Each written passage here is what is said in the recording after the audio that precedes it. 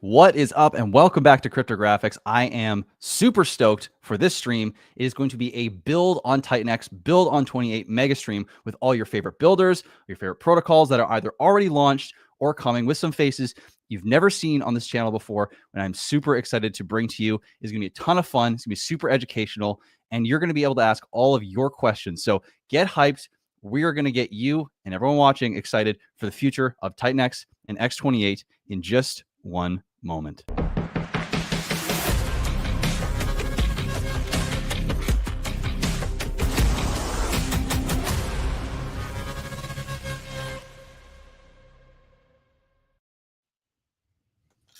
Gentlemen, welcome. I'm super excited to have you guys here. This is gonna be a lot of fun.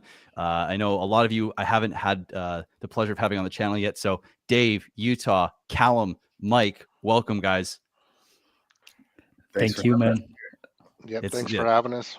Of course. I'm really looking forward to this stream because there's just so much happening. So, God, I feel like because there's so much to talk about, I want to start off with going to Callum here, because Callum, fresh out of the gate with Phoenix, man, I got so many questions for you, and then I want to go around, and guys, for this stream, anything you have to say, I don't feel like you have to wait to speak. If you got questions, let's go for it. And chat, if you have questions as well, same to you. I want everyone to be engaged here. I want to have a big community stream. So Callum, let's start off with you, my man. How are you feeling with Phoenix launching? How's everything going?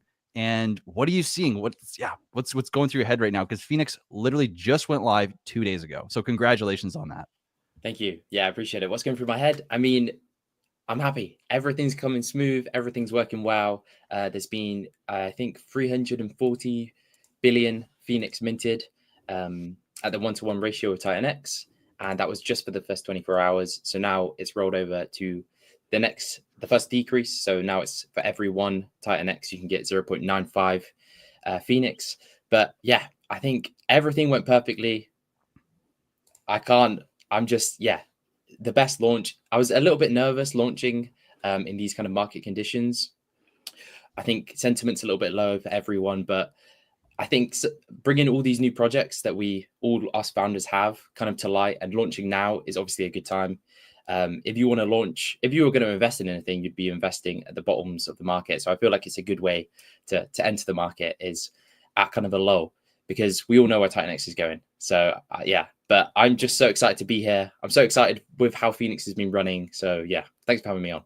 Of course, man. And shout out to you for because you basically came out of nowhere. Was it like a month or two ago?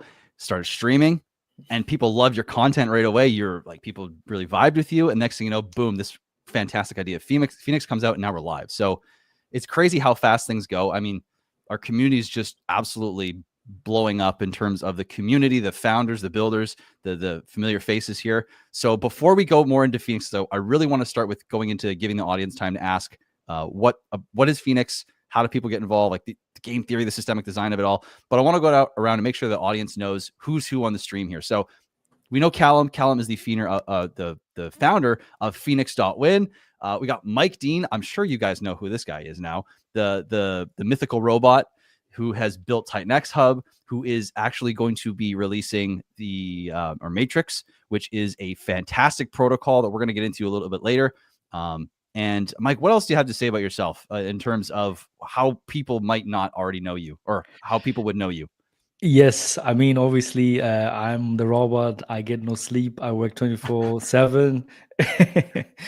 I wish that would be the case, to be honest, but that's not the case. But over the last few days, obviously, a lot of testing has been going on. The launch for Matrix is on the 17th, so sleep is a bit rare now. So there's a lot of testing. I mean, even just today, it was just the whole day pretty much going through the checklist, checking everything, UI, some few UI fixes here and there. And tomorrow again, Mike Dean is AI. All right. McKinsey, shout out to you. And I mean, all in all, the preparation is working very well, and I'm really looking forward for the launch. And yeah, there is definitely a lot of things I've learned along the way. And obviously I've been also helping out few people here and there, Callum as well. So yeah, learning also a lot of things along the way. So I'm really looking forward. And shout out to McKinsey, by the way. The logo of Matrix, I extra went to McKinsey. I was like, hey, these are the logos I'm thinking of using. Which ones would you like? And then there was back and forth, and then some few changes were made. So shout out to McKinsey. I think he has definitely an eye for design. That's why it's like for design stuff, feedback stuff, I like to hear McKinsey. Yeah, McKinsey is fantastic. Very, very good. Very smart. Has a lot of great engagement on Twitter. Great marketer. And we just have a great community. We really do, you know? And so, Mike, I appreciate you introducing yourself. And Dave, welcome to the channel. Welcome. And tell us a bit about you, because you've released Awesome X. You've got another protocol coming, I believe. And I'm sure there's so much more going on in the old noggin as well as to come. So please, yeah, tell us about yourself and what you got going on. Yeah, man. First, your beard is awesome, bro. You have because I remember watching you when you didn't have a beard, and like looks epic. So nice work. Thank you. And then the other thing I just want to mention, what you were saying about Callum kind of coming up out of nowhere. You know, what's funny is like it seems like that, but Callum, you've been around TitanX for like pretty much since the beginning. See, that's the thing. The cool thing about us as builders is we're community members first. Like we've been in this like for a while because TitanX kind of captured us somehow. And so we've been participating as community members for so long. And then it seems like you come out of nowhere because then you get so amped and so you're like, I gotta do a channel, right? And then you just start your channel, but you've been here for a while, and then you start your channel, and then you're really consistent with it, and then you start really providing so much value for free prior. And this is actually the way TitanX kind of these protocols are launching. People start as community members, they start providing free value. Like look at Mike Dean, you've provided free value since your TitanX hub was a Google Sheet, and you're doing that also while you're building your own protocols and while you're working. Like most of us are also working. So anyways, we provide value, and then that leads to us wanting to build something, or maybe we wanted to build something before we started providing value, but the key is we provide value first and then through the protocol. So anyways, kind of my journey too, I was a community member, and I really wanted to, I started a channel, and I really wanted to talk about something I cared about. But it wasn't going to, I love XRP, and I did back then, but it wasn't going to be a channel about XRP, and it wasn't going to be just a general crypto channel either. I wanted to find something that I could really kind of talk about. And that's really where Crypto Awesome started. And I've always wanted to start something, but I had to have this community to learn. I didn't even know what fair launch was before TitanX. I didn't know what hyperdeflation was before TitanX. It really has hyperdeflation really wasn't a thing actually before TitanX. And that's really kind of what captured me. So, I wanted to build something. Inferno came out. I was day one in everything up until, from Inferno, mostly day one, as much as I can be now. There's a lot coming out, but anyways, Inferno just had me, man. I loved Inferno. It was my favorite protocol. I minted every single, of the 8 days that was minting. Wish I would have gone heavier day one, like we always kind of do after the thing plays out. But anyways, I wanted to do something, and I wanted to do something that's like, I needed to be able to afford it. I didn't know how much this stuff was going to cost, like how much it's going to cost to build. Like, we're not asking people to fund this stuff. That's the other thing. Like the builders in TitanX, we're not saying, hey guys, sacrifice some money to me. Hey, can we go get a company to fund it? This is going to cost $50,000, right? It's like 50 grand, whatever it's going to cost. And it's like, how are you going to get that money? Well, we're not asking anybody for it. We're finding it. We're getting the passion. We're putting our money on the table to build these things. All of us, all of the builders in TitanX. And then we launch it. It's kind of like when you start a business, You fund the business, and then you launch the business, and you see how the business does, and then you market the business. This is just decentralized, but we're kind of doing it in a way where we're not asking the community to risk anything with us. We are risking, we're putting ourselves on the line, and then we're launching. And so, sorry, that was a little rant, but no, you're good. That was great. I appreciated that. There's so much truth in that. Seriously. Cool. Yeah. And then AwesomeX, very simple. AwesomeX is so simple. And actually it's been innovated on already, like Flare, man, goodness. I wish I would have done that. But it's because like every Friday when you mint, you claim on Saturday, there's a whole week, like an empty week in crypto is like a year and a half in the real world. And so then the next Friday comes, oh yeah, you can mint again. But it's like, it's that daily interaction that I think that I'm learning that I want to give people. So AwesomeX is, and there is available daily interaction with AwesomeX. If you use it with as the compounding play, there is daily interaction. It's just not like in the protocol. It's on the user to play it if they want to, because the ROI is revealed. But there's a lot more to that game than that ROI. So anyways, AwesomeX happened, but the AwesomeX isn't it. That's literally an input token. It's perpetually minting thing. It's Infernal. That's perpetual. But anyways, it is kind of perpetual. People aren't minting right now. So it's kind of almost pretty much found a nice cap supply. We burned 56%, over 56% of the entire supply so far of AwesomeX. And we have currently 3 clear projects in development. There's multiple other ones.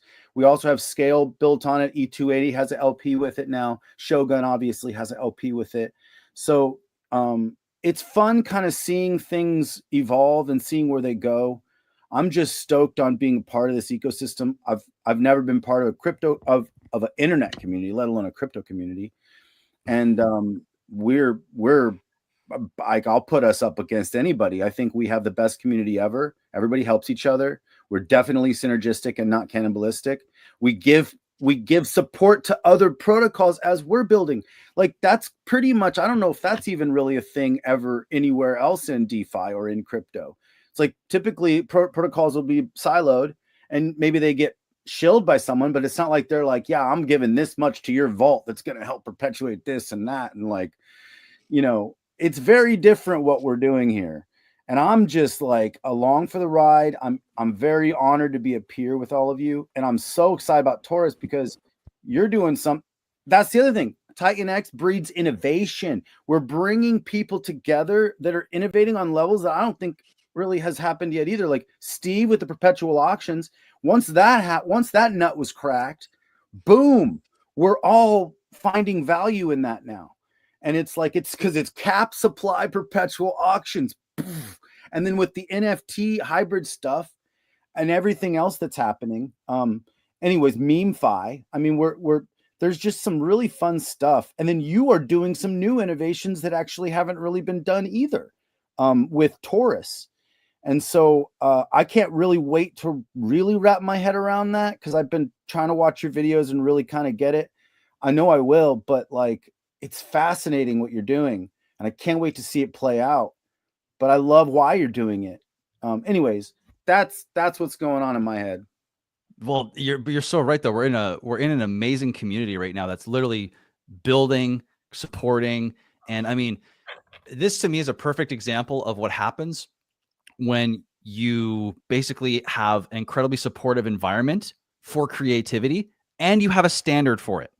You're not just like, guys, go nuts, right? And then you get all these different walks of life coming and taking advantage of, the goodness of how people want to operate and all that good stuff.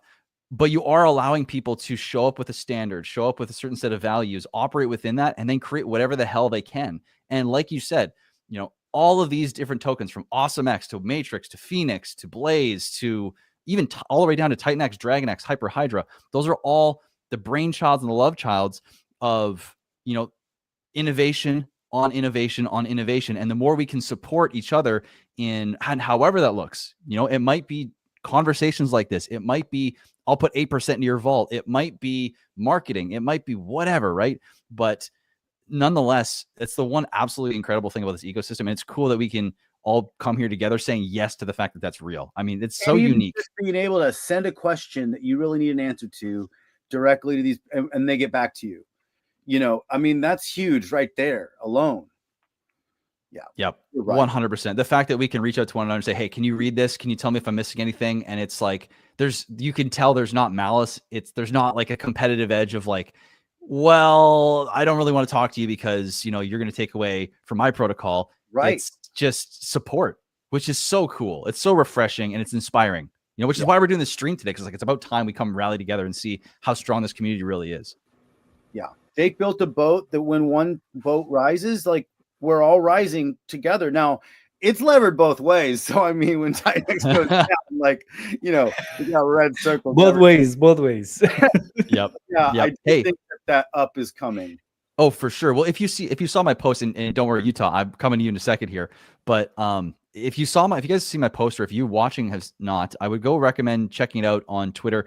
It talks about the liquidity setup and like our boat, for example, like how our boat compares to other boats like ETH and BTC. And it might blow your mind at the stats that came out of that. I wasn't expecting to see exactly what I found, but I mean, we are sitting in such a great boat right now.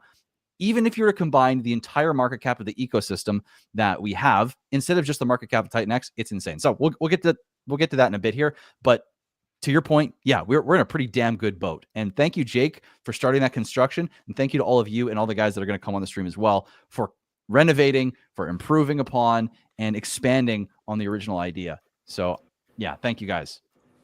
If I could just say something, I think I've experienced that in, like you were saying, I was just in the background in the community, but it was only until the last few months where I decided to start streaming and start my like public journey. And it has been amazing. I'm on a stream right now with 4 other founders, and it's like I'm part of it. And I think it just shows how supportive and how this community has kind of formed, that anyone, if you just have an idea and you want to be part of it, you can be. It literally does not matter. So yeah, my experience in the community has been amazing.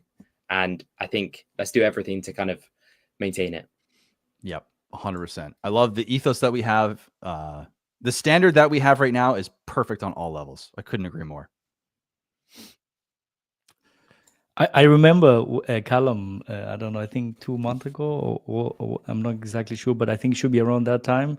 He sent me the DM and he's like, I have this idea and I want to build and everything. So I was just like, I started talking to him a little bit and then found out how old? You're 21, Callum, is that correct?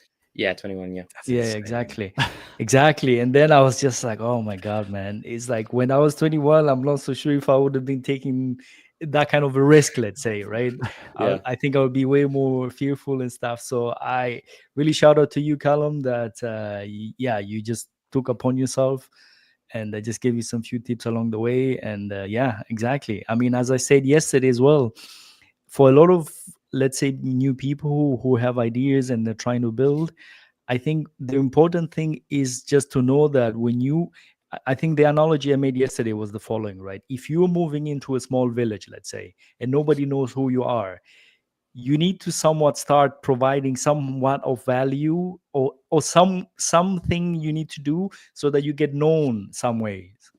And I think Callum did it the right way, essentially, right? I just told him like, hey, man, just start DMing people, get on streams, create a YouTube channel, start streaming. I mean, different people have different ways how to express themselves, right? I mean, there's people who are more artistic, and you can be more on Twitter side of things, or you can create a website. I mean, that's like my avenue, I guess, right? The TitanX Hub and things like that. But I think for everybody who is out there, they have something in them which they can do, and I think just doing that will make we start just doing that first. I think that's just very important. 100%, man. 100%. Well, let me go to Utah though, because Utah, we haven't had a chance to connect even outside of this yet. And I'm excited to have you on because I know you've built and been a part of Blaze. You've got Inferno under your belt and soon to be Stacks. So tell me, man, how are you? How are things going? What's going on in your world? And based on everything else we've been talking about, man, like whatever you have to say, I'd love to hear. Well, first of all, I'm grateful to be here. I'm in good company. And sometimes I forget. Sometimes I can't see the forest through the trees, right? And Dave gets on here and just brings it all full circle. He's like, he's right, man. I'm pumped. Like, this kind of stuff, in my experience, doesn't really happen in the real world. Like, if I'm running a business and there's 4 other guys in the same field that I'm in that want to move in to my county and start the same exact business, like, we don't rush over there and help them, right? Like, it doesn't really work like that because there's market share and things like that. And you don't really do things like that in the real world, you know? But here it's completely different. Like, we do those things here. And it's, I don't know. It's hard to explain. I guess synergy, like Dave said, would be the way to describe it. We're helping each other, and in the process of helping each other, we're helping TitanX, and we're helping the entire community as a whole. And that is because of the ethos, right? Otherwise, it would just be the wild, wild west. I mean, all of us want to level up every time we come up with a new protocol. Every time somebody launches a new protocol, we see something they've done, and we'd be like, "Damn, that's awesome. We need to integrate that." And what it does is it breeds excellence because everybody just starts leveling up, leveling up, leveling up. I mean, you look at the auctions.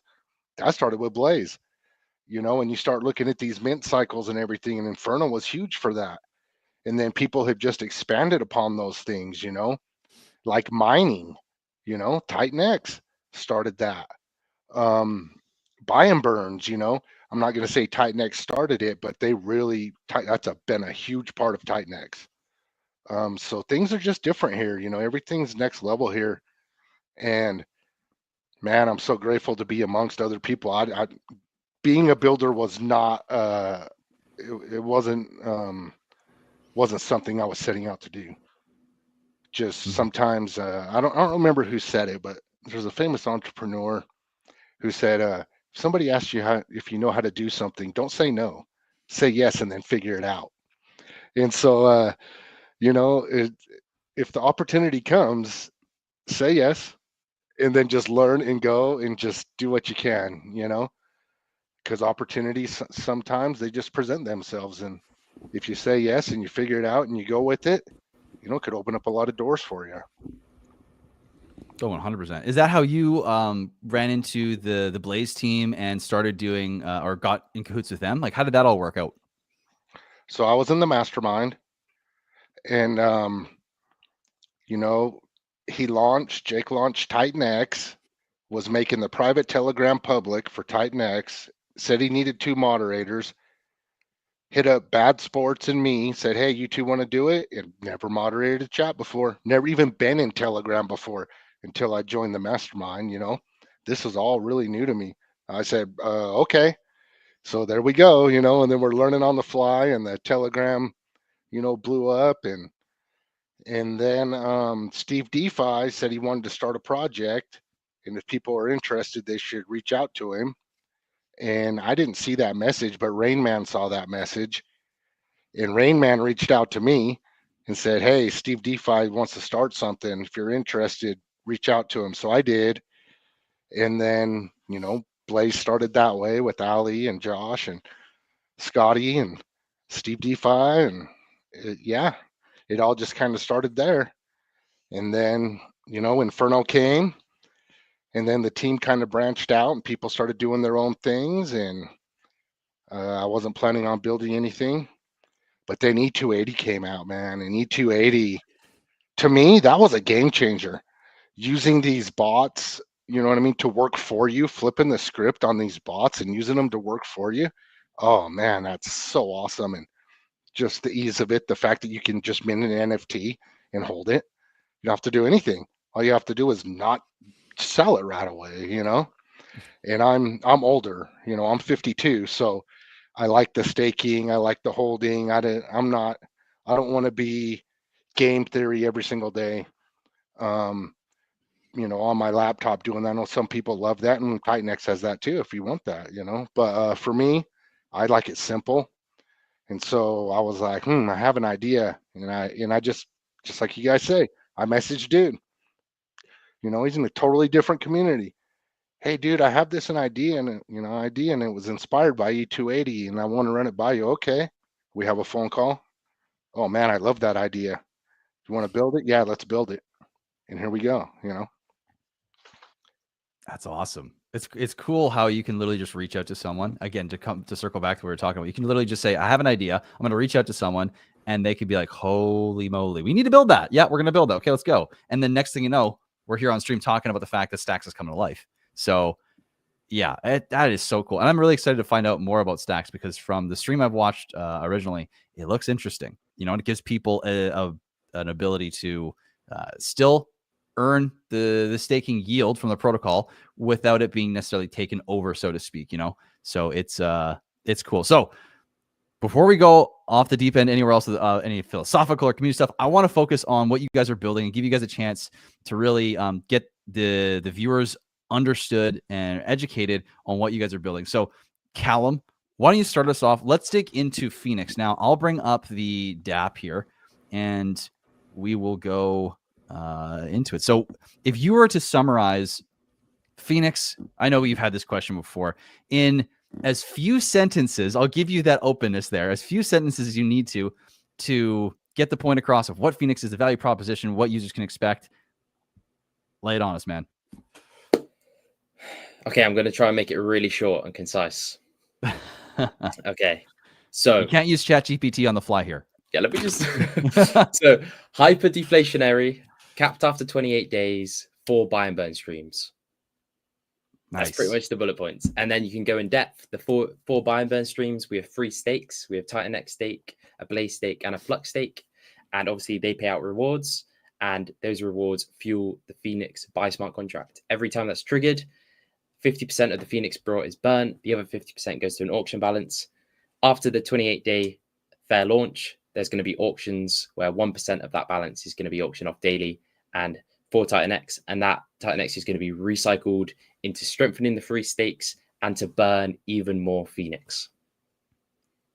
Love it. I love it. So why, and I know you've had this question so many times, but for my viewers, why the decision to go into the different staking pools specifically? Because obviously this is built on top of Inferno specifically. So can you talk about that relationship and why Phoenix was designed in the way that it was?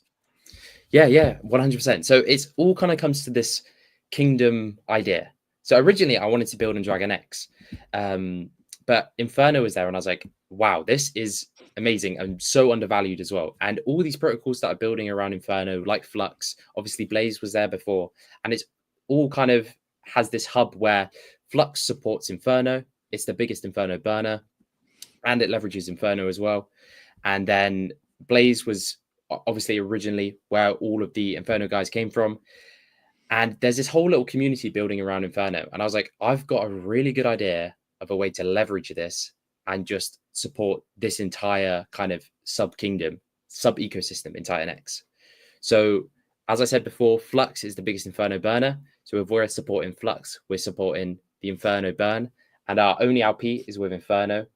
Our main LP, I should say, is with Inferno. So as we saw with Baby Dragon X, on top of Dragon X, the bonded liquidity plays in this ecosystem are insane.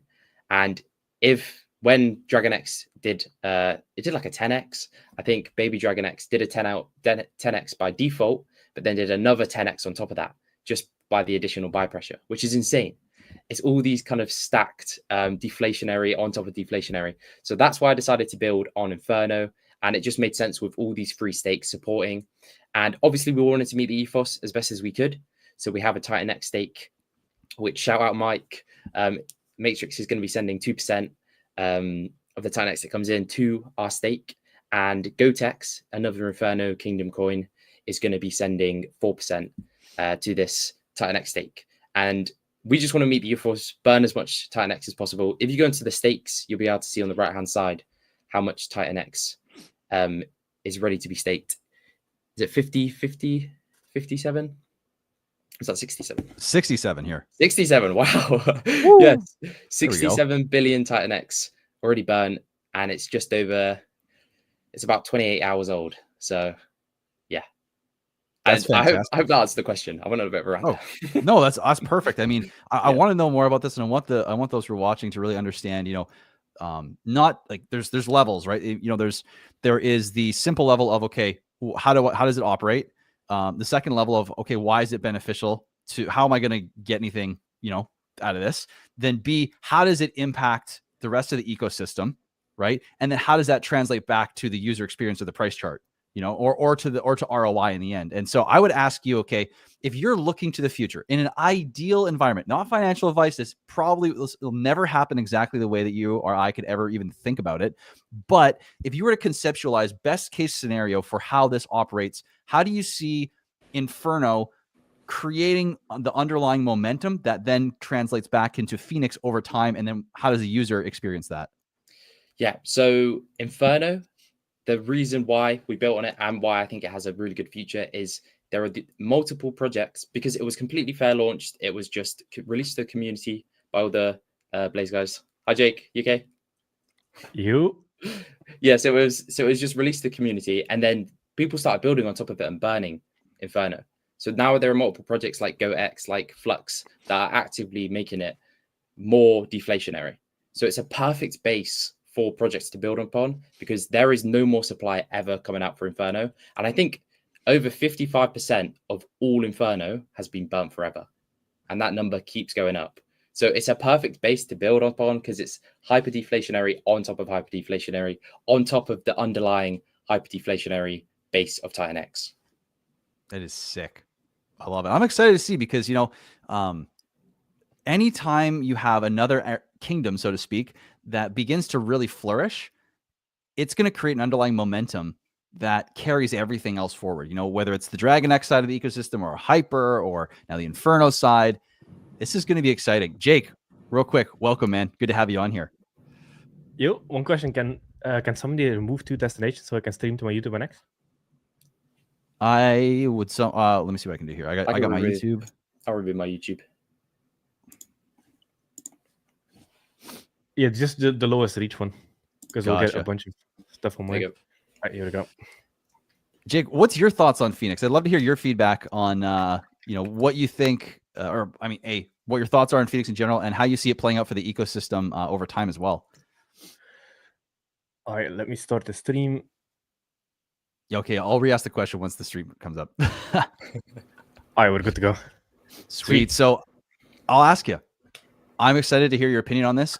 With Phoenix, what are your thoughts? And then also, how do you see Phoenix impacting TitanX as a whole in the months and even years, because it ain't going away, to come? So Phoenix is interesting, where 20% of TitanX goes to TitanX take. So that's essentially burned. I think the most interesting angle on Phoenix is the fact that it's built on Inferno. Inferno is massively hyperdeflationary. Like 57% of the supply is burned. It's just been a massive sleeper for so long. I don't know why.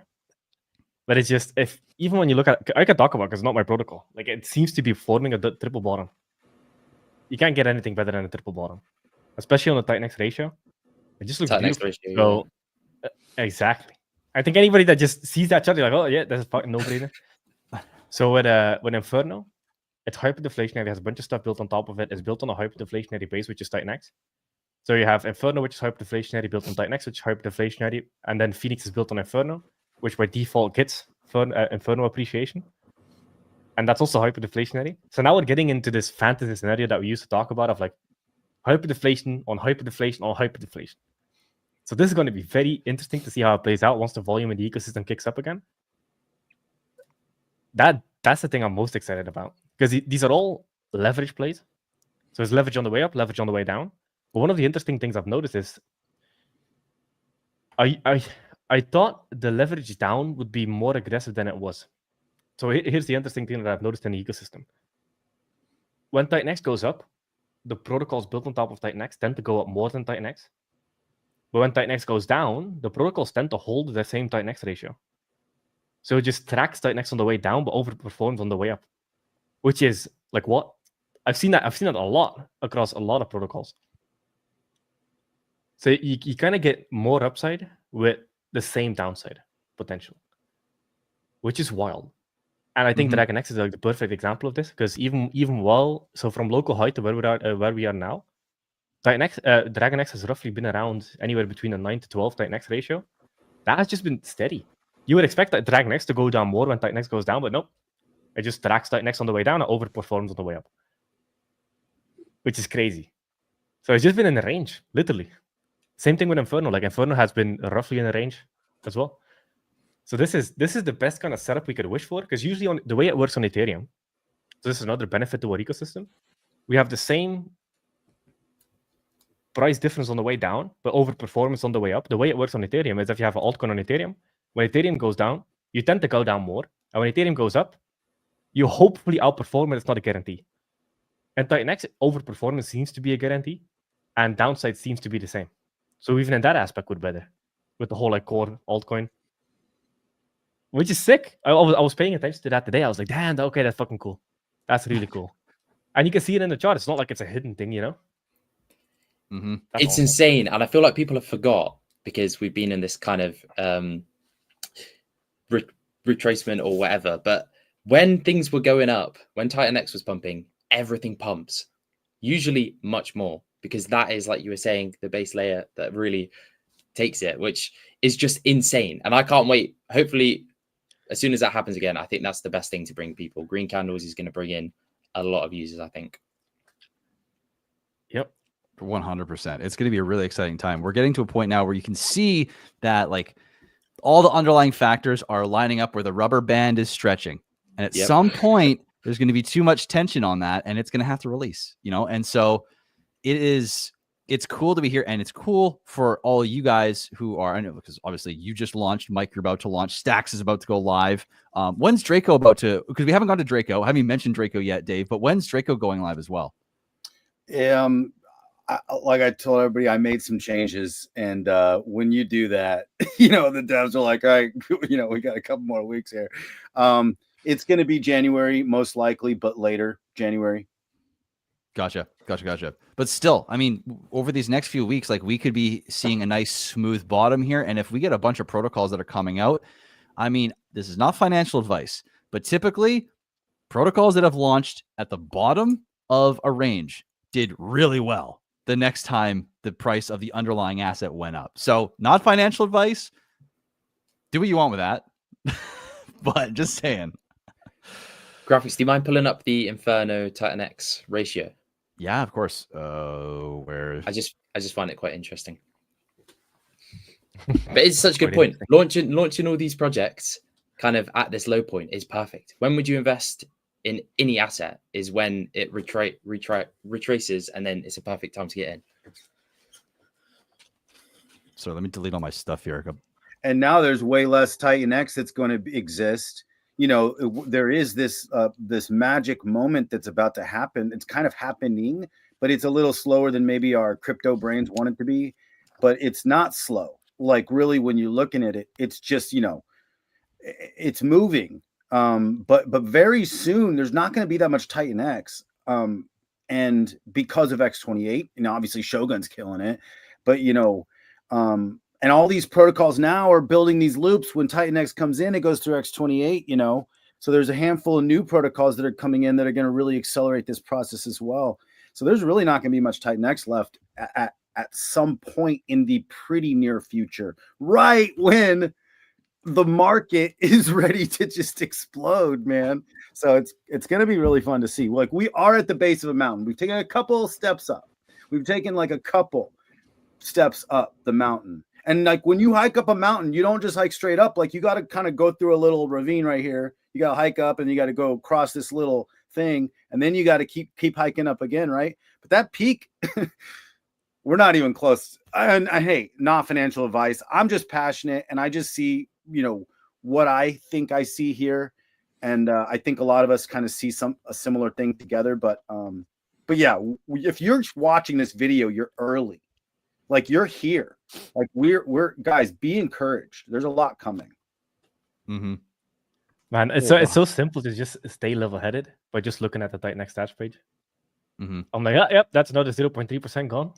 It's I don't look at anything else. I just look at that because that's such a massive leading indicator.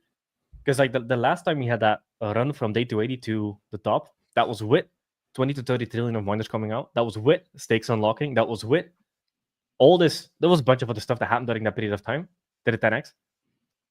whatever happens next, it's clear skies. There's no more FUD event. There's no more ammo in the future. There's nothing more stopping it. It's just a hyperdeflationary core asset with an awesome ecosystem built around it, on it. Like you don't have that like, what happens if this? It's like, we're here. This is hyperdeflation. This is what we wanted for so long. And hyperdeflation is actual hyperdeflation. Like, I look at the stats page every day. We're still trying to get a chart up there so that people can just see it reduce over time. Because right now you can kind of see it if you track it. Like, you see the difference very clearly.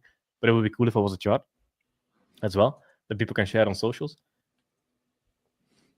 I just feel calm. Look at that. Look at that. Look at that. That's insane.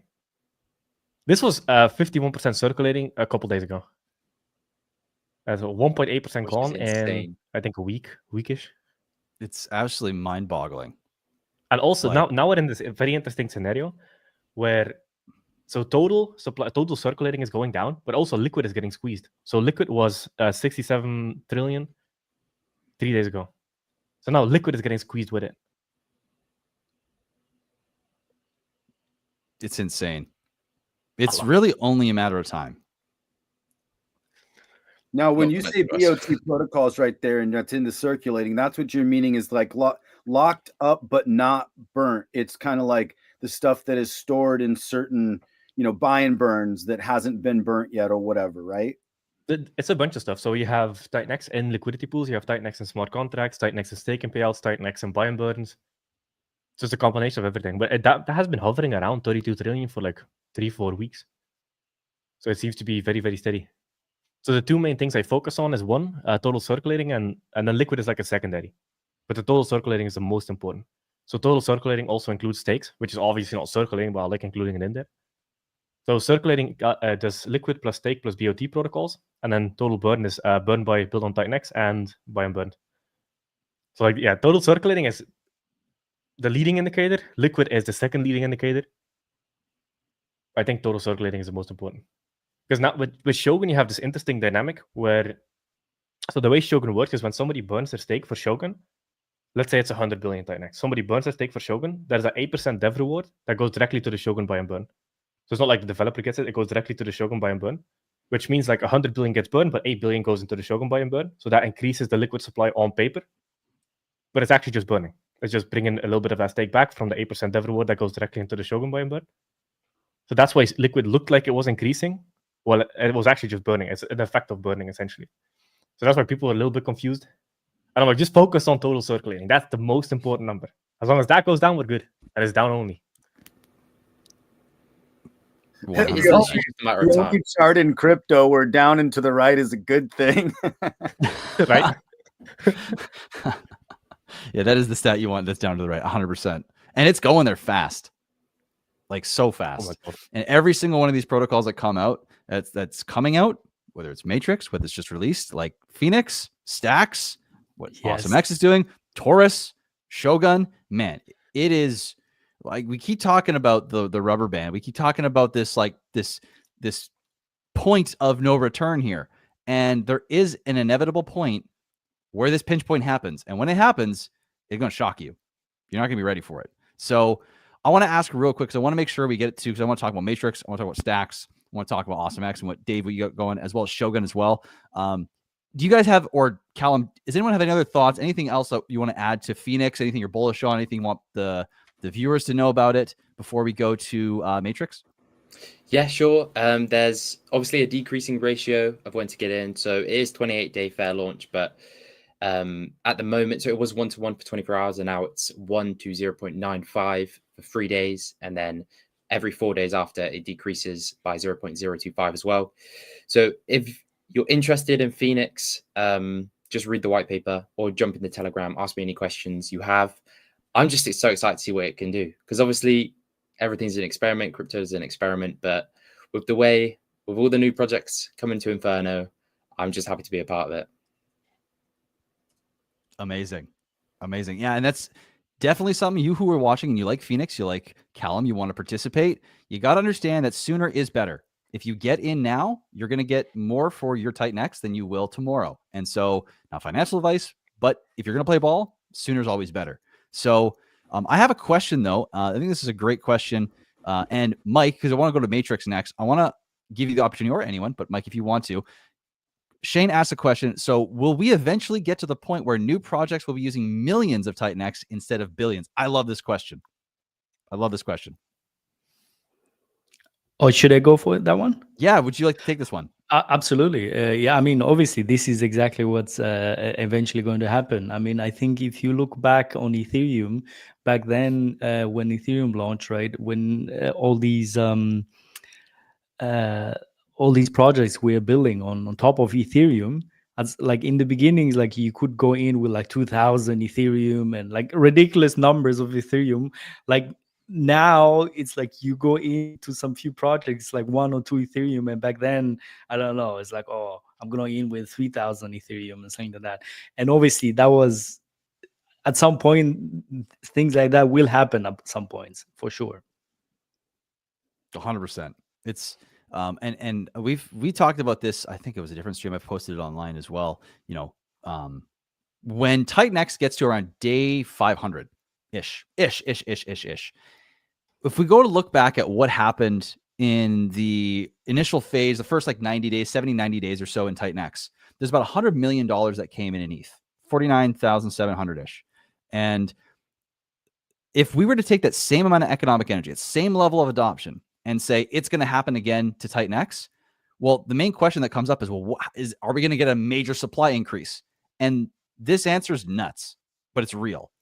And day 500, if $100 million were to come in, and assuming that was a 280-day mine, which means this is the most amount of supply that could possibly come out for any amount of dollars coming in and creating supply, you only see a supply increase of, like, from where we are now in total circulating supply of less than 20%, meaning there'd be around 20 trillion TitanX that would be able to come. That's including T rank and what you could mine. Think about that for a second. And this is only after 500 days. When we go into the future, and let's say we go into our second cycle, $100 million might only be able to actually bring out 2 trillion. And so at the rate we're decreasing supply, yeah, 100%. Billions can turn into millions real quick. And yes, it might take months, maybe some years to get there. But the fact that supply cannot be created and can only be destroyed, or can be destroyed faster than can be created, is like the most bullish scenario you could have for a token, in my opinion. I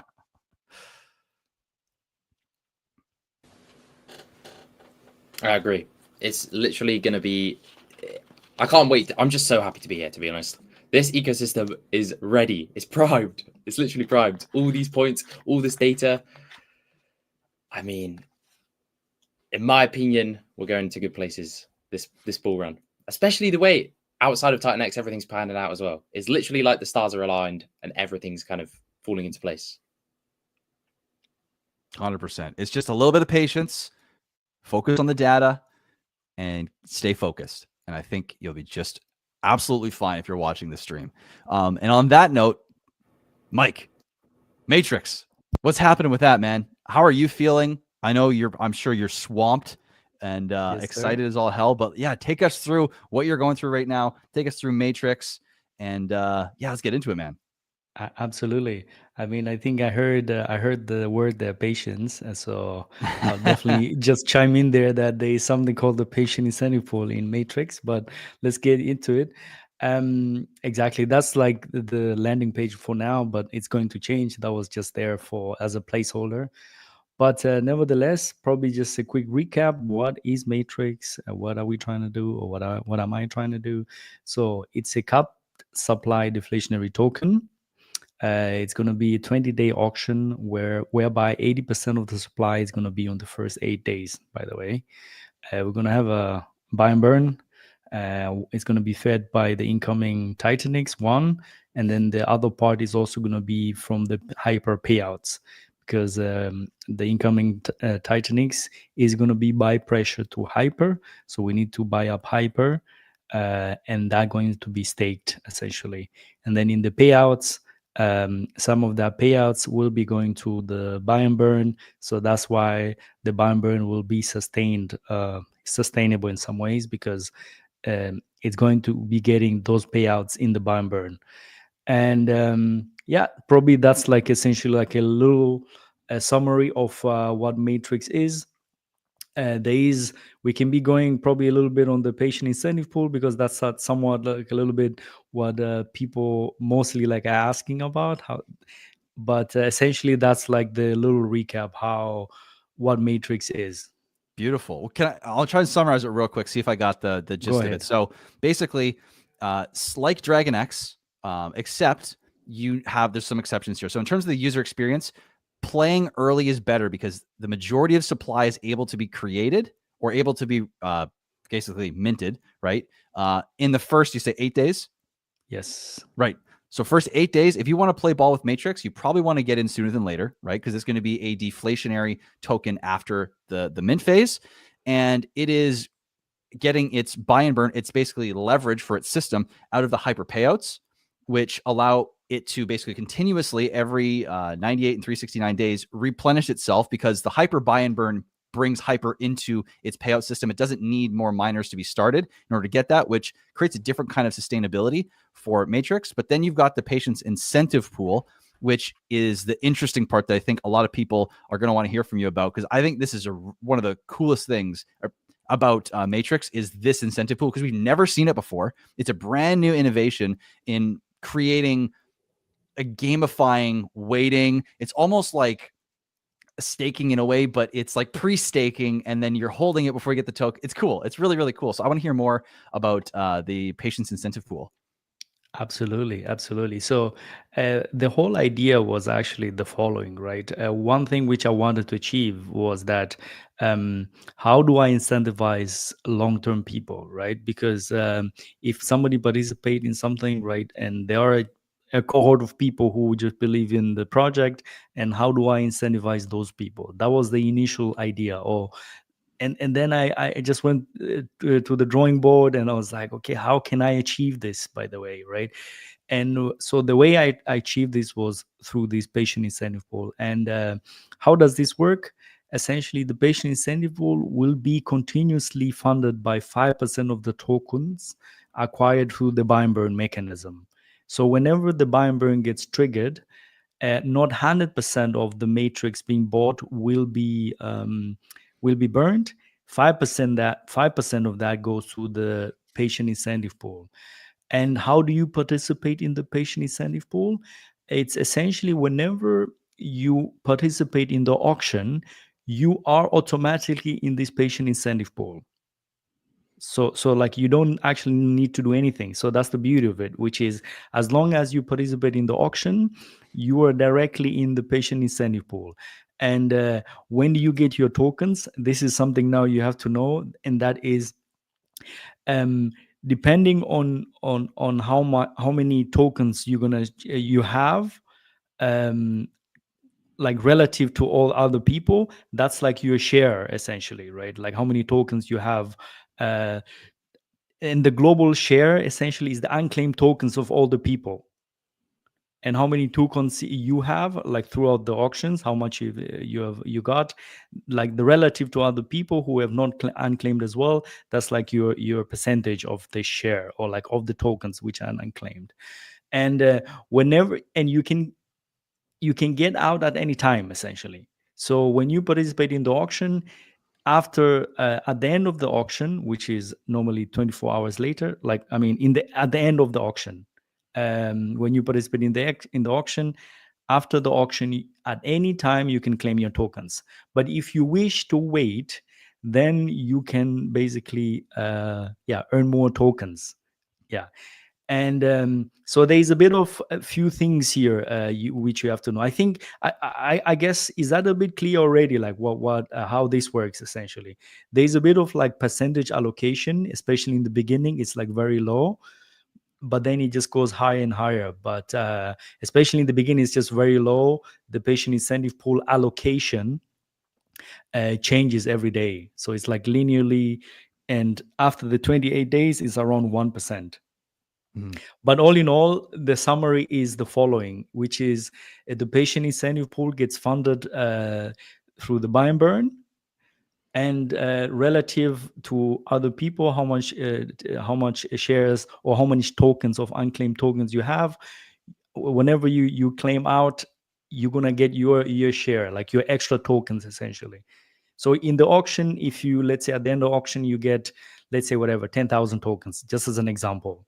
And if you just waited longer, and depending how much shares you have, you're going to get extra more tokens on top of whatever you had essentially. And they will be coming from the patient incentive pool. So it's like basically like a giant financial game of chicken.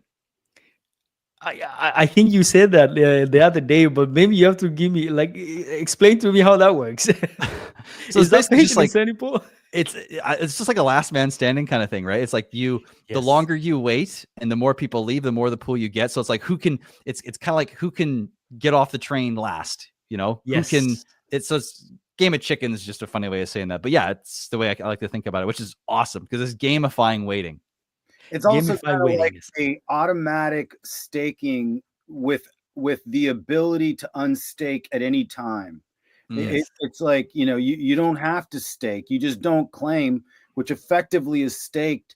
Now you're getting rewards, and then it's effectively staked until you want to basically burn the stake, and you're not locked in for 100 days to burn the stake. You could burn your stake at any moment. Yep. That's really fascinating, Mike. Wow. See, look at the innovation here. This is amazing because that hasn't happened yet. Like, you're waiting to claim, and actually you're incentivizing people to not claim. So see, some of these other protocols are penalizing people for not claiming. And what you're doing is you're incentivizing people for not claiming. Super fascinating. Awesome. That's a great point. I hadn't thought about it like that before, but that's cool. You have like an inverse relationship to the claim button. Exactly. Yeah. So I mean, I just thought it was like this was like somewhat interesting, and especially the way the pool gets funded actually, which is from the buy and burn, right?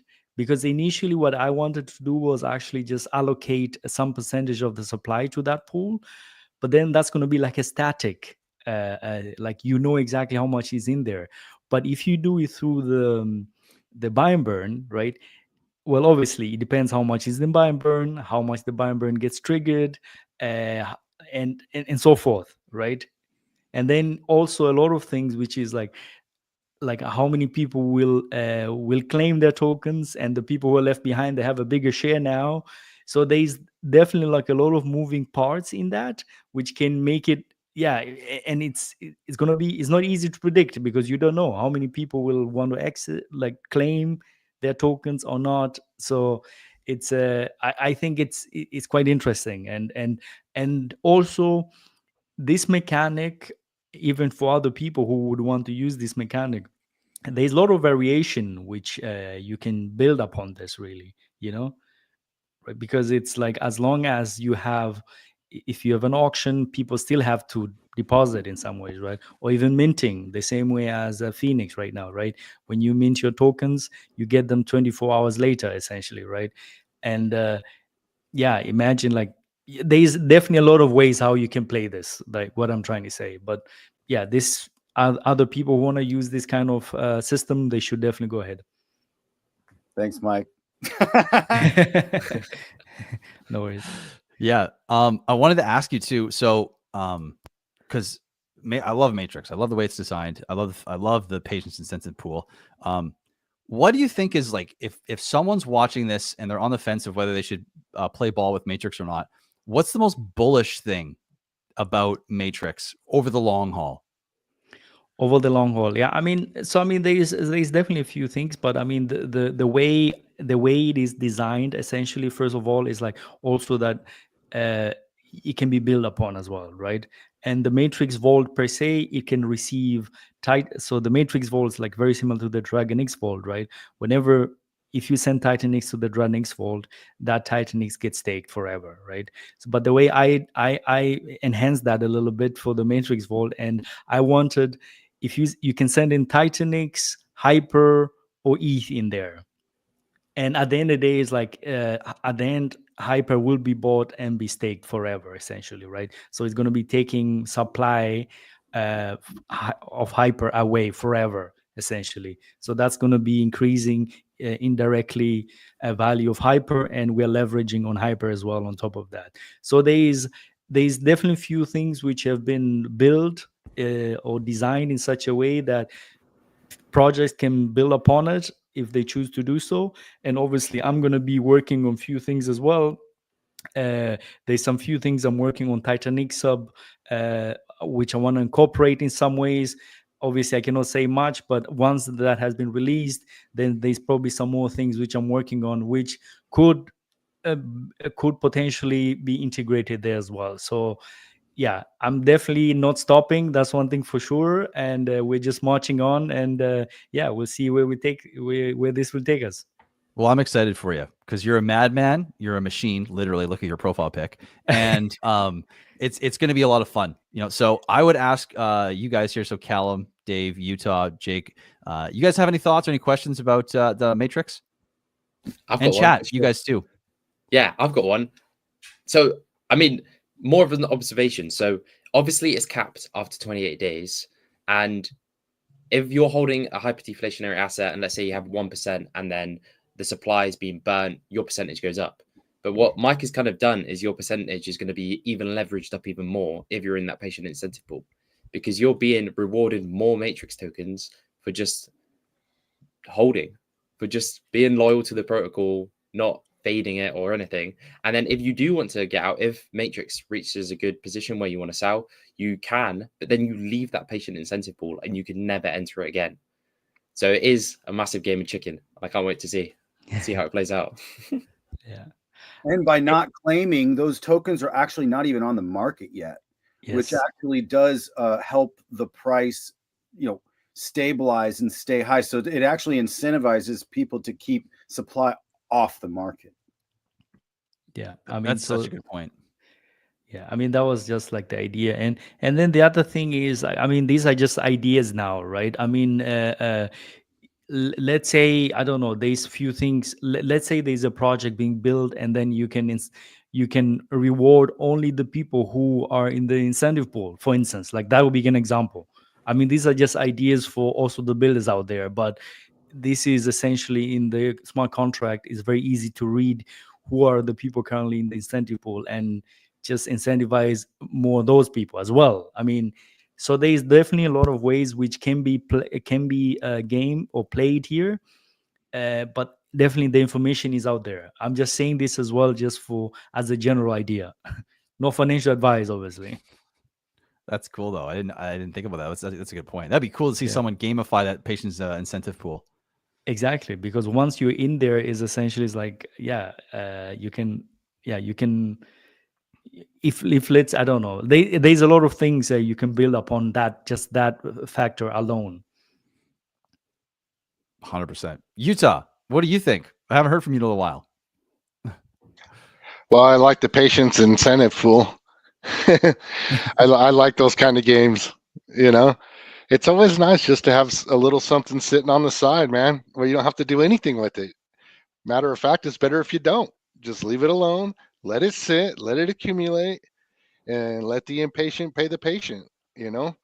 When I'm engaging with protocols in TitanX, I have different strategies for different protocols. And it's not 100% this bull run. Some of the stuff I just want to sock away for the future. I mean, we are so early. I mean, the people that made the most money in Bitcoin and Ethereum are the people that forgot they had it, right? Because they couldn't sell, right? So I want to get some. I mean, I don't think people understand what we got going on here.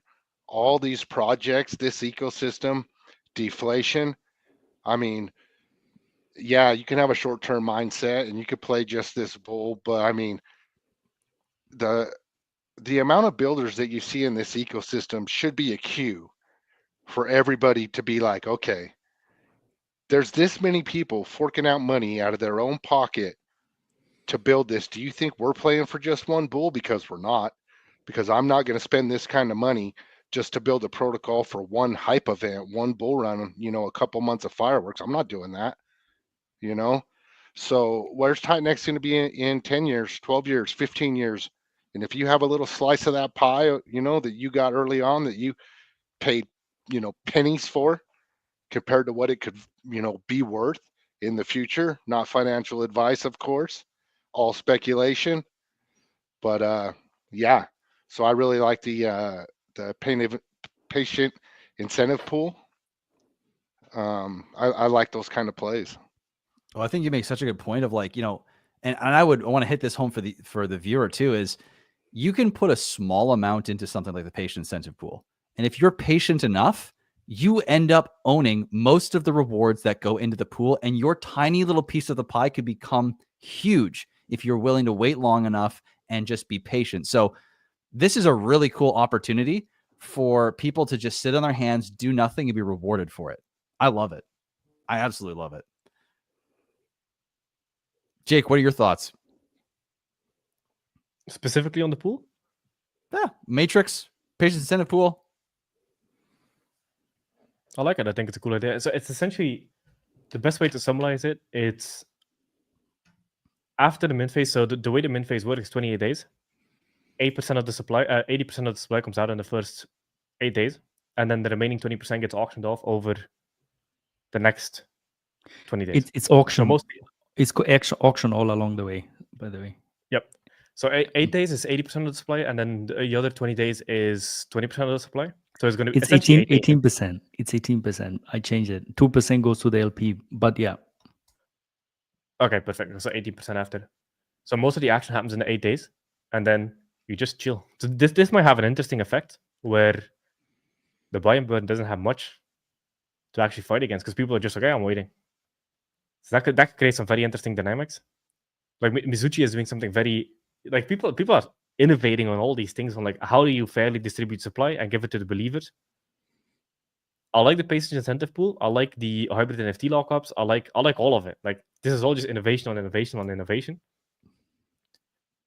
So it's going to be interesting to see how it plays out. I've in all the protocols, I build my position and I just chill. I've always been like that.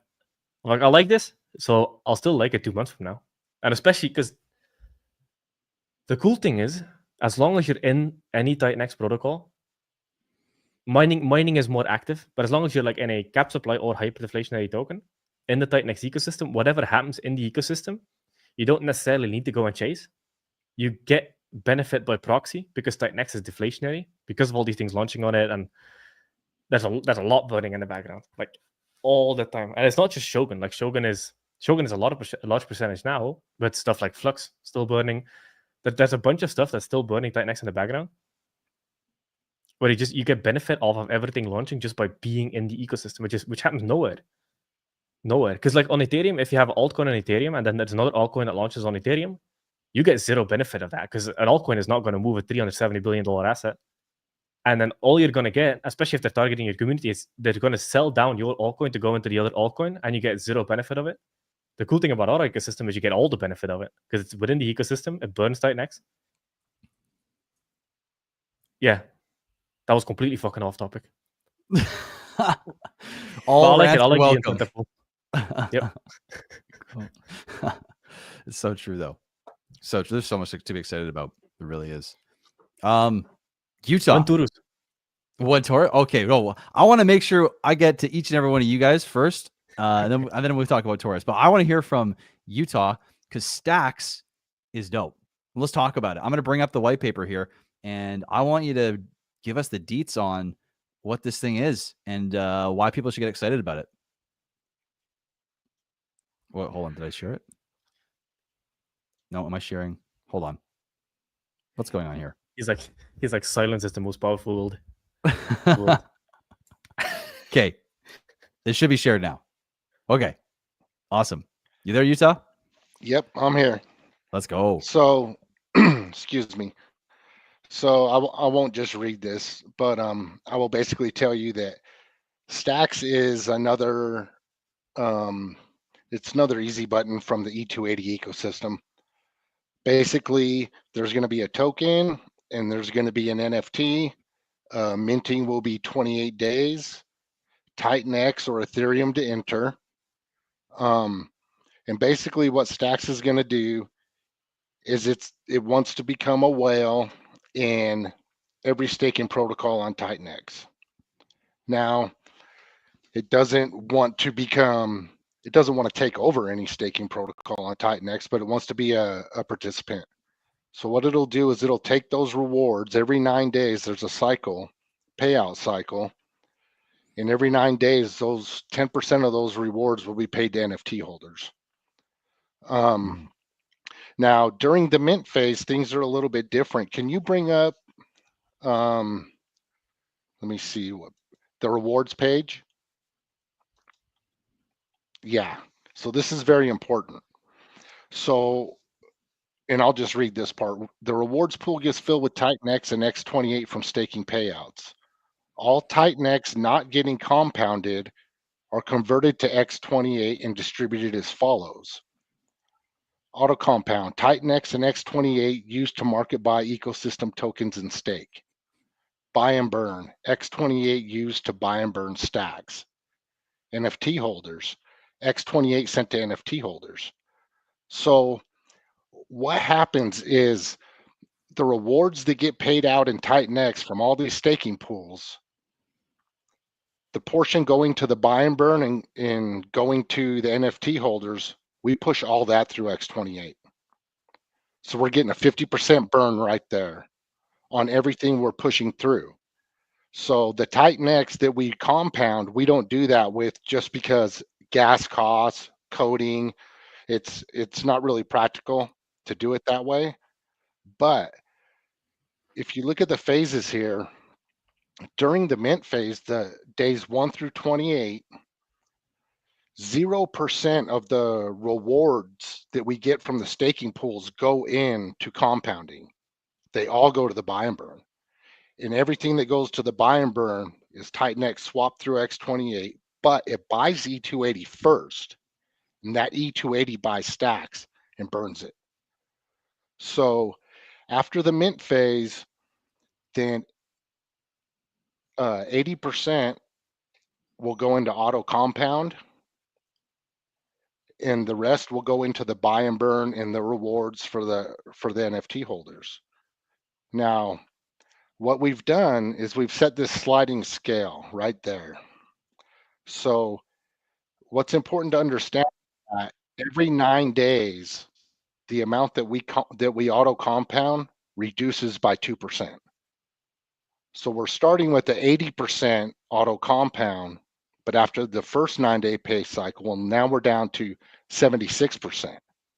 And that percentage is proportional to the buy and burn, right? So when we go down to 76%, that 4% is now going straight to the buy and burn, which is pushed through X28, and like I explained before.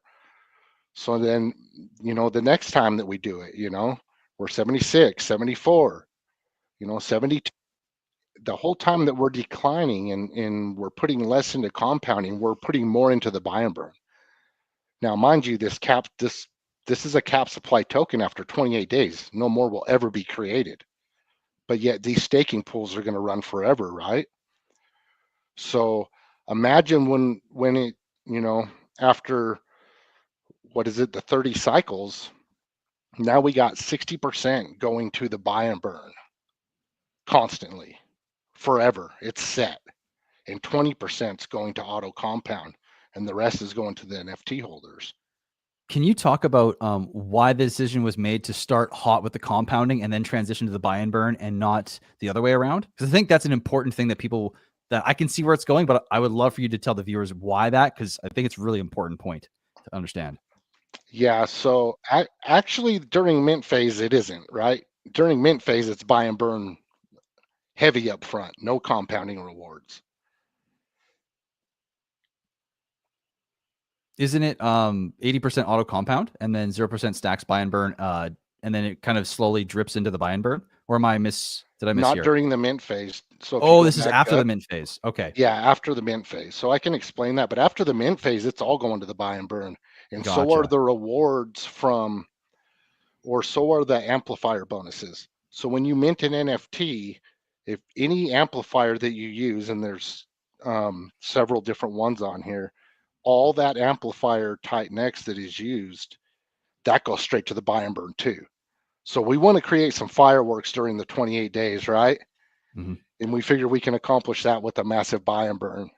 So now when we go to the 80% compounding, when you're dealing with staking and grabbing shares, you want your firepower up front, and then you want it to start declining. Was the way we decided to go with it, because we want to build positions. Because if we build positions, we get rewards, and it kickstarts the whole flywheel. One thing that people need to understand also is, everybody's viewing staking pools and all this other stuff. Like, I think that the perception is we view it as it is now, but we don't view it as it's going to be in the future. What happens when this system kickstarts? Everything in TitanX just starts going, man. All these pools are going to grow with it. So I think it's important for people to understand that, man, I think these pools are going to get massive for all these protocols. And, I think the benevolence of this protocol is the fact that we only market buy. Okay. So you're getting buy pressure, consistent buy pressure from a whale that never sells. These tokens will never hit the market. Once we purchase those tokens, that's it. They're locked up. They'll never see the market, and it's straight market buy pressure. And I know that buy pressure is massive. Buy pressure is what drives price. It's the market buys. 100%. Let me wrap my head around. So let's go through the rewards one more time. So I was tracking the compounding and the buy and burn, but the rewards, can you go over again where they come from and where you said that every 9 days they're paid out to the NFT holders? Correct. So the rewards come from the staking payouts. Right. And the NFT holders get 10% of that. Right. Every 9 days. Am I correct in saying 90% is effectively going back into compound or to the system, essentially, whether it's buy and burn or compounding?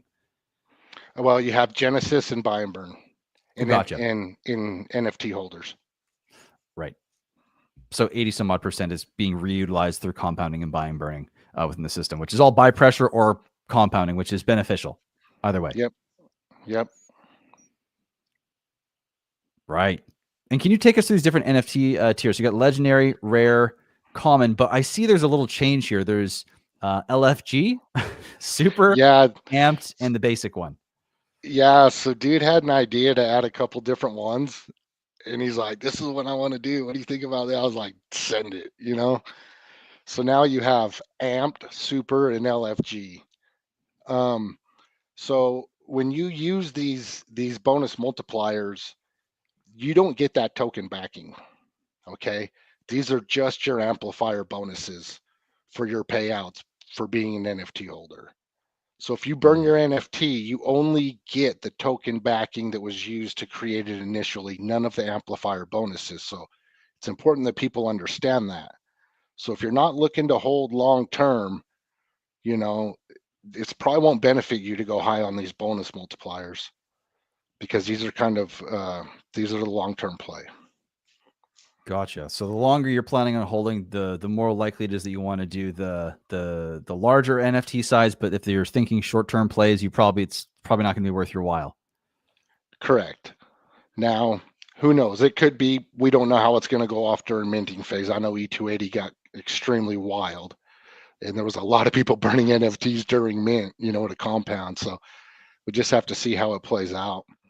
An important thing to know too is that your position as an NFT holder with exposure to all these staking pools can never get diluted.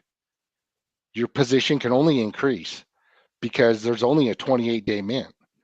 And as people burn, you get a bigger slice of that rewards pie forever. So it's another last man standing game, so, and you can mint different ones. You can mint some of the commons, you can mint some rares, so if you want to burn some in the future, say you want to burn a few this cycle, we'll mint you a few commons, and if you want to hold on to some longer, get you some rare, if you really want to go for it, if you're a whale, mint you a couple legendaries. So there's different ways to play this. But just know that once you burn it, that's it. No more rewards. You will never get any more rewards. So it might not benefit you to put all your eggs in one basket, if that makes sense. Can I ask you a question on that front? Because I'm going obviously like end game kind of thing here in the way that I'm thinking with this. But so what happens if all NFTs are burnt? How does the system operate then in terms of like how does then things switch around? I'm not 100% sure on that, honestly. But I do know that towards the end, that there's a diamond hand pool. And when we get down to, I'd have to read the white paper, but it goes by multipliers. So whatever the multiplier bonus is that's remaining, that pool gets paid out to those remaining holders. So it's probably pretty unlikely that they all get burnt, but I don't know, it's just an interesting thought. Yeah, I never really even thought about it. I'm sure Dude has. He's kind of the brains of this operation, honestly, when it comes to this. Man, shout out to Dude. He's very intelligent. He knows this stuff very, very well. I'm hoping he shows up. It'd be great to have him on. So if you're listening to this, Dude, hint, hint, nudge, nudge, get on up here. But yeah, this is exciting, man. I think Stacks is going to be really cool. I'd love to hear from you guys too. Any thoughts, any questions, insights?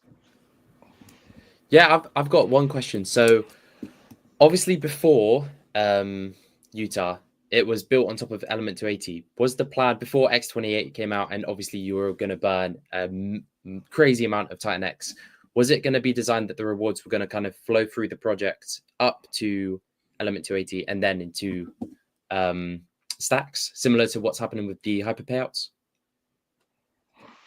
No, it's always been this way. We just dropped X28 in there so that we could push our TitanX through X28. Basically, it was like, you know what? This is really simple to drop this in, push TitanX through it, and burn 50% of everything we push through it. So that's basically what it was. And we are paired with E280. So, we're still benefiting E280. And the fact that we go through our buy and burn buys E280 first, and then it burns, that's big for E280. E280's best friend is volume. So that's what gets everything kickstarted with E280. So I think that's a really interesting angle as well, because on top of the Element 280, if you're bullish on Element 280, then Stacks is going to do whatever Element 280 does by default. And it is also hyper-deflationary on top of Element 280, which is also hyper-deflationary. So yeah, it's a really good addition to the Element 280 ecosystem, like you have at the very beginning. Yeah, and that's why, he was like, do you want to build a new website? How do you want to do this? I was like, no, I don't want to do any of that. I want to use your website, and we'll just put a tab on there on the UI because it was inspired by, E280, and it fits right in with what he's doing. So why change anything? It's just make it right there and keep things simple and, benefit E280, and let's go. Love it. I like it. Jake, were you going to hop in and say something? Nah, I'm just vibing. I like it. I think Stacks is a cool idea. Matrix is a cool idea. Phoenix is a cool idea. It's all cool ideas. I like it. So far, there's nothing that I heard where I was like, I'm not sure if I like that. It's all good. And we are launching on the 22nd. Just so everybody knows. Let's go. Let's go. Not even that long. A week away. Damn. Wait, on the 22nd? Yes. God damn. Okay. So many launches. Matt, we have Phoenix yesterday. We have Matrix 17th. Yep. And Stacks 22nd. I went to the... And God Eggs on 28th. Right. Oh my God. Oh my God. We have the second wave coming. I mean, this is, I think, a lot of builders tend to lean more towards the crypto veteran side. So everybody realizes getting an out during a low is the best time by far. So I think that's why you see a lot of the launches around now. Mm-hmm. And there would be more, but we have to make sure that we're not pushing our devs so hard. They got to actually really develop good stuff. And, a few changes to, we're going to have a big February, guys. There's a lot of protocols building right now that it's probably going to be February when they start coming out. So it's like January and February is going to be a really big months as well. And, actually, that's the thing, is I don't think it's really going to slow down. Like, when you start to build, you're 6 to 8 weeks out, typically, from launching to do it right, depending on your protocol, and sometimes longer. And so it's like, well, if you're starting to build right now, you're probably actually going to be more in that February, March release time, especially with the holidays. So it's like, I think we're going to have a big first quarter. I don't even know how big, because it's probably going to be bigger than we think, because there's probably a lot of people that are just really chomping at the bit to build. And when there's a few green candles, that might actually bring in more builders as well. But, we'll see. 100%. That's one of the big flywheels in the ecosystem. It's the fact that as TitanX does well, the ecosystem does good. That makes the builders more funded. It's like an endless flywheel. And then, like, this is also how Callum decided to build Phoenix, as he did very well on a TitanX protocol. He's like, okay, how can I give back? How can I build something? How can I take it to the next level? And that's when he was like, okay, let me build something. So you'll see this a lot, where people just do well in the ecosystem, and then they're like, okay, how do I take it to the next level? Because there's also financial incentives to build a protocol. There's a lot of incentives to build a protocol. One is, from a business sense, it's awesome. Two is, it's wealth protection. If you like a certain protocol, or you like TitanX and you have a massive position in TitanX, you want to see it do well. So by building something innovative on it, you protect your own wealth by making the ecosystem more interesting. It's like, if you like, what would be an example? If you like Solana and you have a huge bag of Solana, you're like, I'll build on Solana because I want to, protect my bag, innovate on it, get people over here. It's like there's a lot of incentives for people to start building. And I think because of the playbook we have, where it's fair, it's decentralized, user and the functions, there's no legal attack angles. It just feels so nice. And you have this whole builder network, you have this whole community that's supportive. If you have anything you're trying to figure out, just send a message to somebody, he's going to connect you to somebody, and boom, all of a sudden you have like this mentor team around you if you've never built before. It's an epic flywheel. Because Callum mentioned your mastermind. It's the natural extension of your mastermind, because now we are all the mastermind, all coming together, helping each other now. But it's the natural extension, I think. I think masterminds are massively underrated. Like I became relatively, I don't even like saying the word, but relatively successful at a young age, and that's because I joined a fuck ton of masterminds. I was just like, something I don't know, here's my money, teach me. I've always had that mindset. Because like there's a couple, so like this mastermind is a decentralized mastermind. Everybody's already financially incentivized to teach you because they want to see the ecosystem do well. So the way a normal mastermind works is you pay somebody money, you give you access to the mastermind, you learn the thing. They need a financial incentive to put all the time and effort in. But in this ecosystem, you have that by default. It's like a decentralized mastermind. Because if something does well, the whole ecosystem benefits. So everybody's financially incentivized by default, which is the power of decentralized networks. That's cool. It's an expensive tuition, but at the same time, it is the cost it takes to get to have conversations and to be able to learn at that level. But also too, it's not something that like anyone can do it. If you got the idea, you got the resources, you got the integrity, you've got the public image, anyone can do it. But it's one of those things where, you got to really want to do it, and you got to really see that's worth your while, but it's also worth your while to get in. So it's like, it's kind of perfect, because you can't just hop in and say, okay, guys, teach me, and then go somewhere else. It's like, you're putting up, or you're not coming in.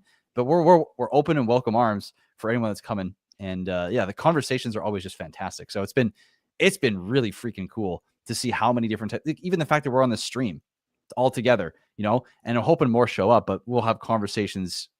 I mean, there's so many chats that are always going off on, guys, can I run something by you? Guys, hop on my stream. Guys, let's talk about this. It's freaking awesome. Where else do you see that? It's like it's like what you say, Jake, meritocracy. It's like the purest form you could possibly have, because you need to do the work yourself. You need to get there. And if you do, you can be part of this amazing community. But if you're lazy and you don't want to, then you're just cast to the side. So yeah, it's good. You know the craziest part? This is a meritocracy because the biggest protocol on TitanX is DragonX. It's not even my thing. So now I have a chip on my shoulder and I want to be number 2 or number 1. Yeah, so it's a pure meritocracy. Eric came in and was like, hey, here's DragonX, have fun competing. I I'm like, oh yeah, bet. So let's do it. Yeah, which is awesome. nice. It's fun. It's cool Mhm. that we can have a healthy, competitive meritocracy that, you know, it all feeds back into the same thing. Like if Jake gets competitive against someone else in the ecosystem, that just puts a fire under his ass to build something better and better that burns even more TitanX, makes people more gains, pumps the ecosystem. It's just like you can't win any harder in a more competitive environment too, because it's all feeding the same loop no matter what you do, which is super cool and unique to this ecosystem. And you know who benefits the most from all of this? Holders. We're out here competing. Who can burn the most? Who can build the best? Who can do this? Who can do that? And as we're leveling up and spending our money and competing, making the ecosystem more powerful, the holders benefit. You know, it's pretty amazing. This is a perfect example. It's like a fight gym. Like you have these like champion gyms that just churn out champions, and they get in there, and it's a healthy competition against each other to make everybody better. It's the exact same, just on a decentralized blockchain, up in cyberspace. It's so cool. I love that. That's so true. And That's look pretty how unique. quickly innovations happen, and then those innovations immediately get tested and used again in different ways. It's like we're churning innovation on top of innovation now. Now it's like everybody's on perpetual cap supply auctions. It's like, whoa, okay, hold on, that just existed like 8 weeks ago, and now all these other protocols, or maybe 4 months ago. But it's very fun to see the innovation on top of innovation here, because anyways, it's only going to get more. I'm just really, the fact that we can even build cap supply perpetual auctions now is like epic. And now we can utilize that. And now Mike even put a way to have effective, people want to technically stake their stuff by, not claiming it in perpetual auctions.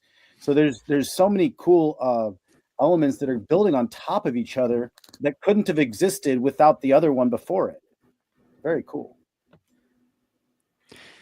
I got a question here from Shane for you, Utah, just to cap off the whole stacks conversation here. So this is Utah. If you would buy 5 super rare NFTs at 1.2 billion each, that would be 6 billion TitanX, but would give you a 70x multiplier. If you buy 4 rare NFTs of LFG, you will get 80x, I'm assuming, multiplier at the same cost. Is this correct?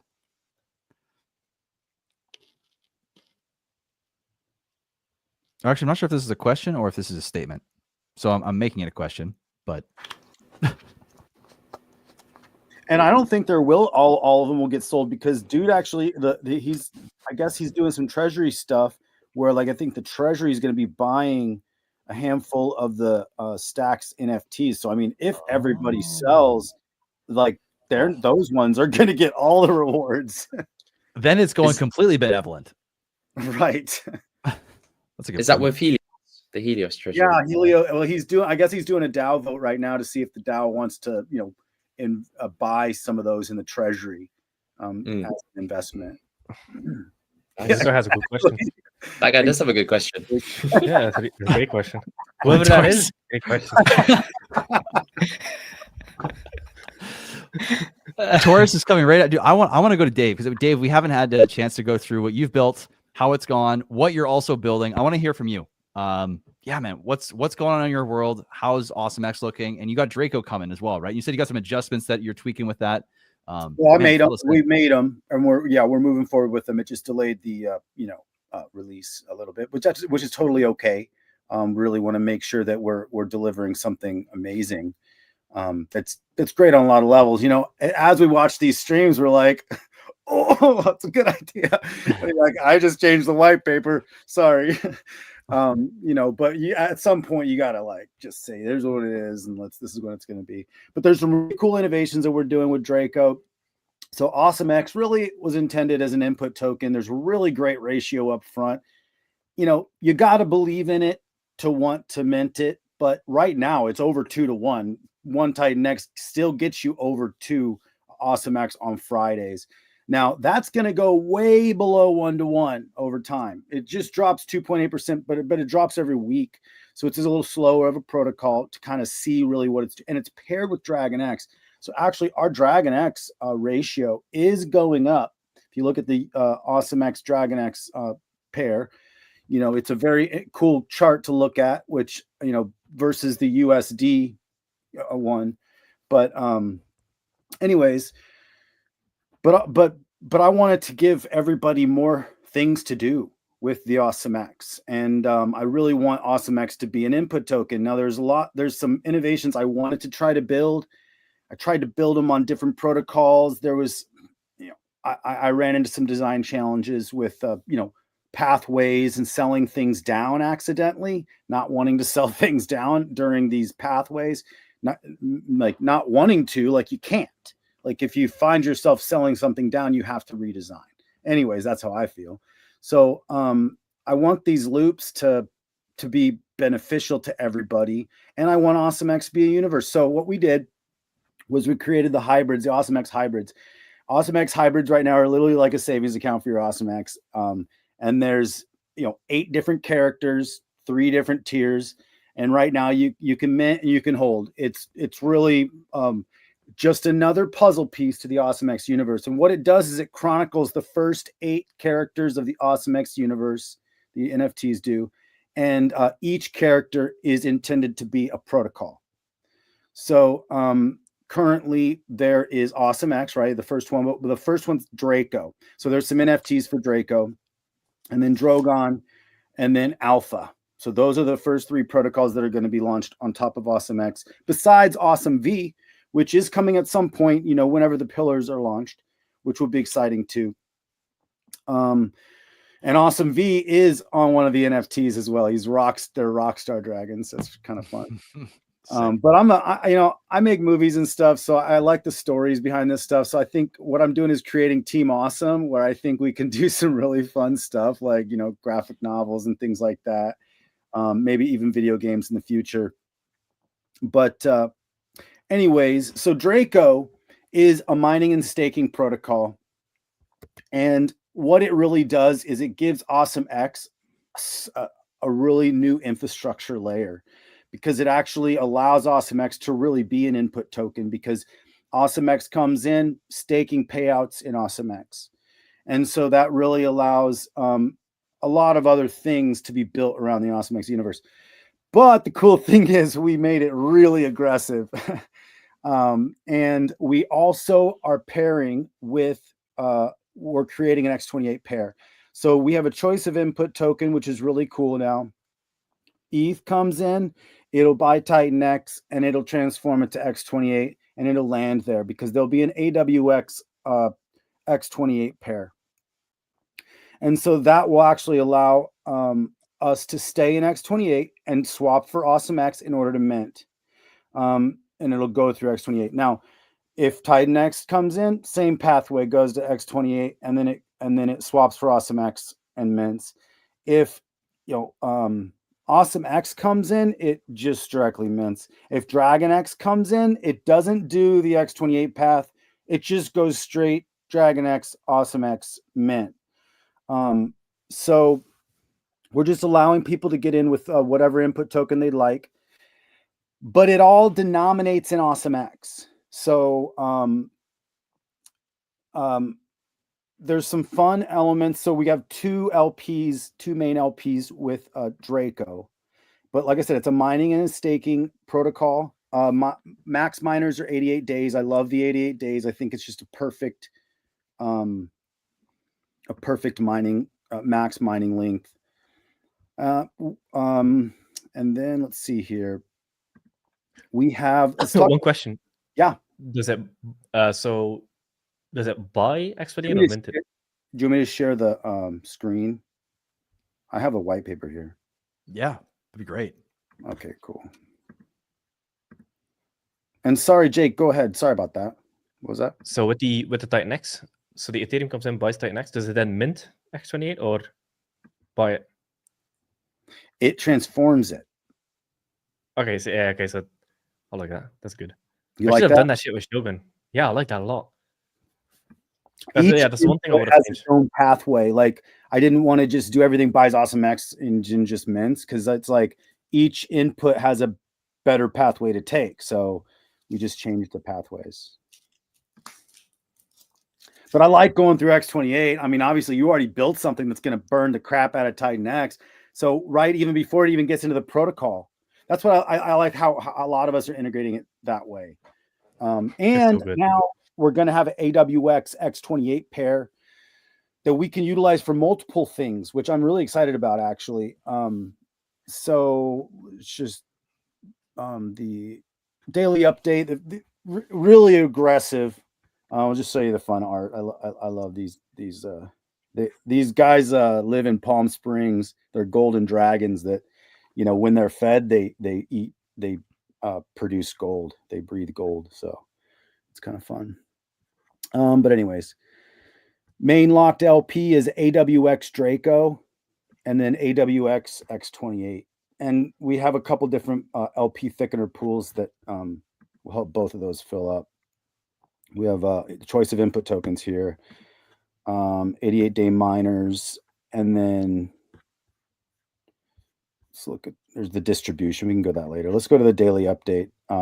This is really aggressive, but we have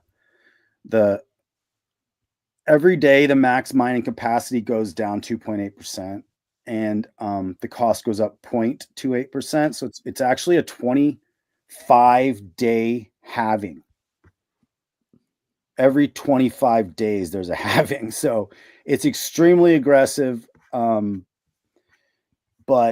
it's going to be a lot of fun, I think. And then staking has 3 payouts. Max length stakes 888 days, 888. And then there's 3 payouts, 8, 28, and 88 days. This talks about staking.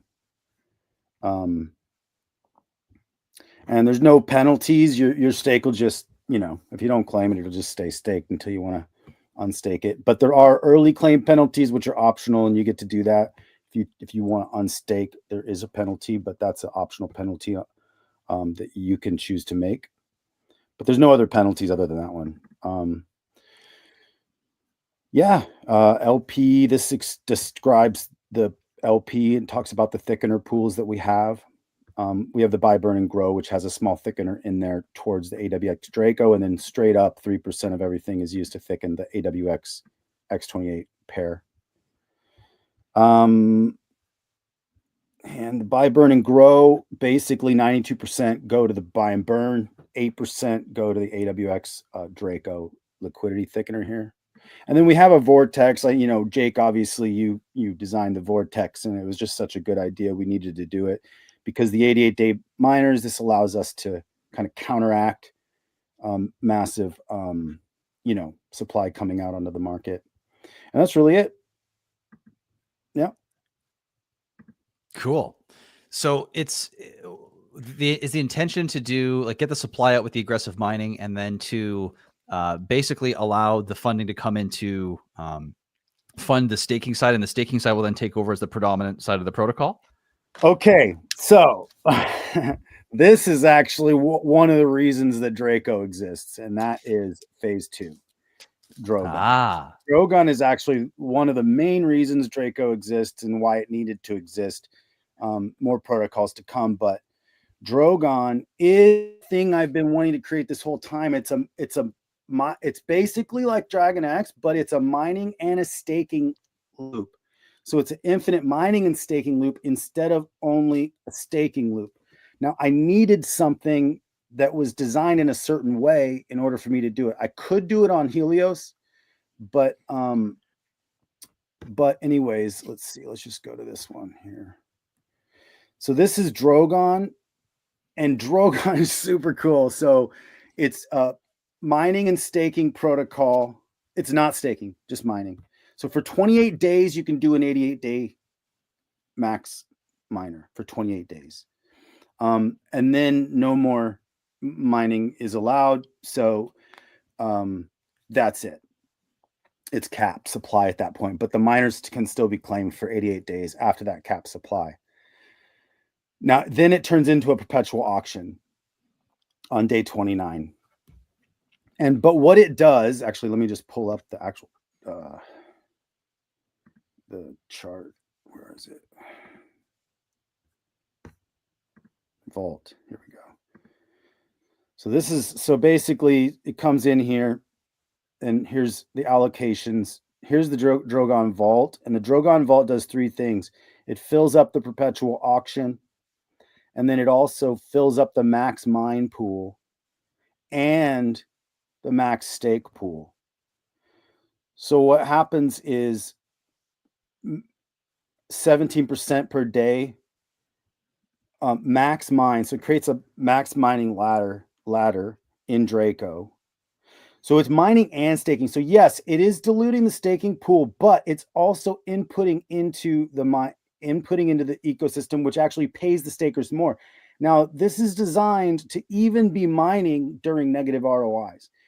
Now, I made it intentionally like that because I wanted to make sure that it's always feeding the stakers, even when no person would be mining, because it all kind of stays in the system here. So anyways, max mining here, 36% goes to max mine Draco. So after 88 days, these are going to get claimed daily after 88 days. This immediately max stakes Draco.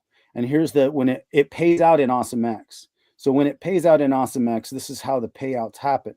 71% goes back to the max mining pool and max mines more Draco.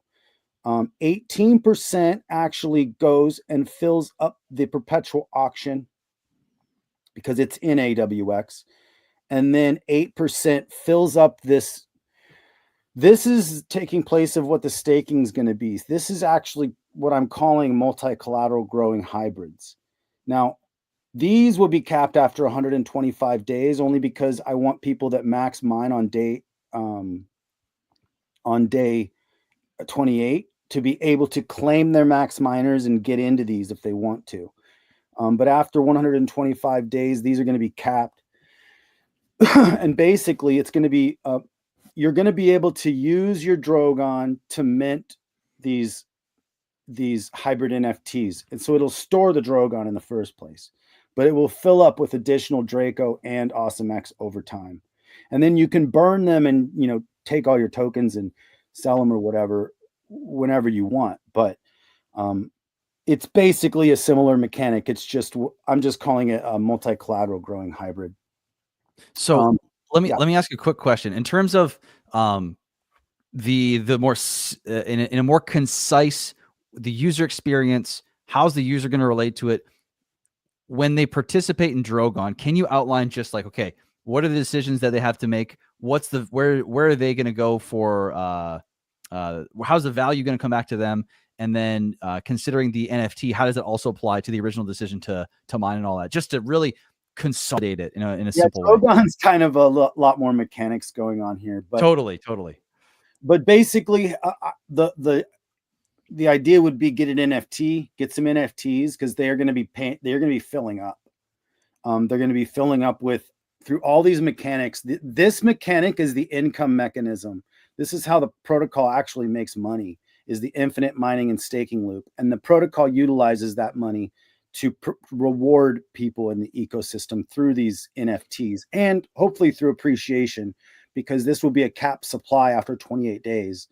And people that max mine on, but see, it gets pretty expensive. This one actually gets really expensive. I'm going so extreme on these. I just so much fun. But if we go to the 28-day update here, day one, it costs 288 million AwesomeX to mine this much Drogon. Day 28, it costs $1 billion to mine under $1 million. It's a 35x increase in mining costs over 28 days. So it's pretty aggressive on how much you can mine at the end. But anyways, it's basically to jumpstart this loop. The loop gets jump started by things coming in. So this jump starts the loop. Once the loop starts happening, there's a source of income. So how do people participate? It's really you can hold the tokens, but by holding the tokens, you don't just have to hold them. you can actually mint a hybrid NFT that keeps growing over time. So you can either hold the tokens or mint a hybrid NFT. And just by getting the tokens, you're fueling this engine. And then the engine keeps going after the mining stops, and it's capped because there's an auction. There's a perpetual auction. So the game keeps getting played, but that auction keeps filling up the rewards too for the NFT holders. So look at these rewards. There's 3 arrows coming in. So this rewards pool is filling up through daily auctions. It's also filling up through through the automatic engine from claimed Draco from mining it, and then also from the Awesome X from the staking payouts. So this is getting filled with a lot of tokens. I see a break in the loop here. Okay. So yeah, this is gonna break relatively quickly because Draco is gonna get so expensive to mine that staking payouts are not gonna get fed again, and then the whole loop stops. Okay. It is an experiment. But yeah, okay. Yeah, I think that's the main thing here. Because Draco's too aggressive. Yeah, because you're gonna have good staking payouts for the first 3 staking payouts, and then after that, it gets too expensive to mine. The staking payouts don't fill up anymore. So the idea would be to make Draco a little bit more sustainable, longer term, less aggressive on the drops. Yeah, there's also other ways to do it. You can do, because if you want to do an infinity style loop, it's better to have perpetual auctions, because those always close at market price. So there's a reason for people to do it, even if it's just arbitrage, to make like a quick 30-50% or whatever. But mining, you don't really have that, because at some point people just stop mining, which heavily depends on the ROI, and then you just have the supply out, but then the staking stuff doesn't get fed anymore. But that's the idea, that this would feed staking by mining.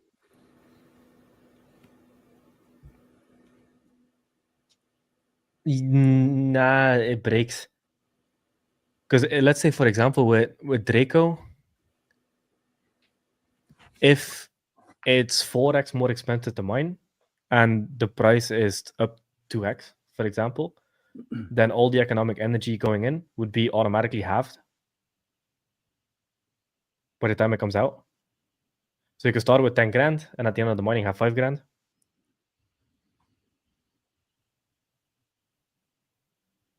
You get where I'm coming from? I'm gonna have to process what you're saying, but yeah, I'll process that. I think there's better mechanics to get it to go infinity style. Now, when you say better mechanics, are you talking about Draco or Drogon or both? I'm a big fan of perpetual auctions. I think those are sick. Yeah, me too. So because mining was primarily to get the supply out for TitanX. It's a great supply. It's not meant to be infinity. That's why I always, from the start of TitanX, was hyperinflationary to get the supply out and then go hyperdeflationary. It wasn't a keep mining forever on TitanX. So it's a completely different end goal. With auctions, you can, like, for example, Flux is an infinity loop. Volt is more hyperdeflationary auctions with the perpetual style. So if you want to do something like that, something like Flux is probably better. That style of auctions. Like there's a certain amount of supply comes out every day. Instead of mining staking, it's auction staking. Yep. Exactly. And then the supply just reduces every day. Because Flux is kind of designed to be that as like an arbitrage monster. So that might be good good inspiration for Draco. And then Drogon still works if the staking payouts are fed, which you can do through a protocol similar to Flux, but then built for specifically the Dragon X Kingdom. Then it could work. Yeah, so I mean, maybe it's really it's kind of a Draco mechanic. Then it's changing a little bit of the. I mean, I still really I like auctions, and I think we definitely need to incorporate them. I really also love mining, personally, but I think Yeah. that the mechanics are really in the numbers. It's all in the calculations, the way the protocol actually deflates, and sometimes I think I'm really attracted to really aggressive deflation, but because it's kind of speeds up the initial part of a protocol, and like early speeding up kind of feels like it gives something a momentum. Awesome X is a real slow decline. And so in one sense, it kind of feels a little bit slow for certain kinds of game theory, but it's actually slow, gives it a foundation too, which is kind of cool. It actually kind of allows it to be a more of a foundational piece, more of that input token. You'd rather not have that input token be really super deflationary. You kind of want the other stuff on top. Like, it's still deflationary, but like, anyways, I don't know. I'm just processing this stuff, but yeah, I think Draco, I can adjust the mechanics a little bit. Think that through, because of the other things that it could be more of a foundation for. Mm-hmm.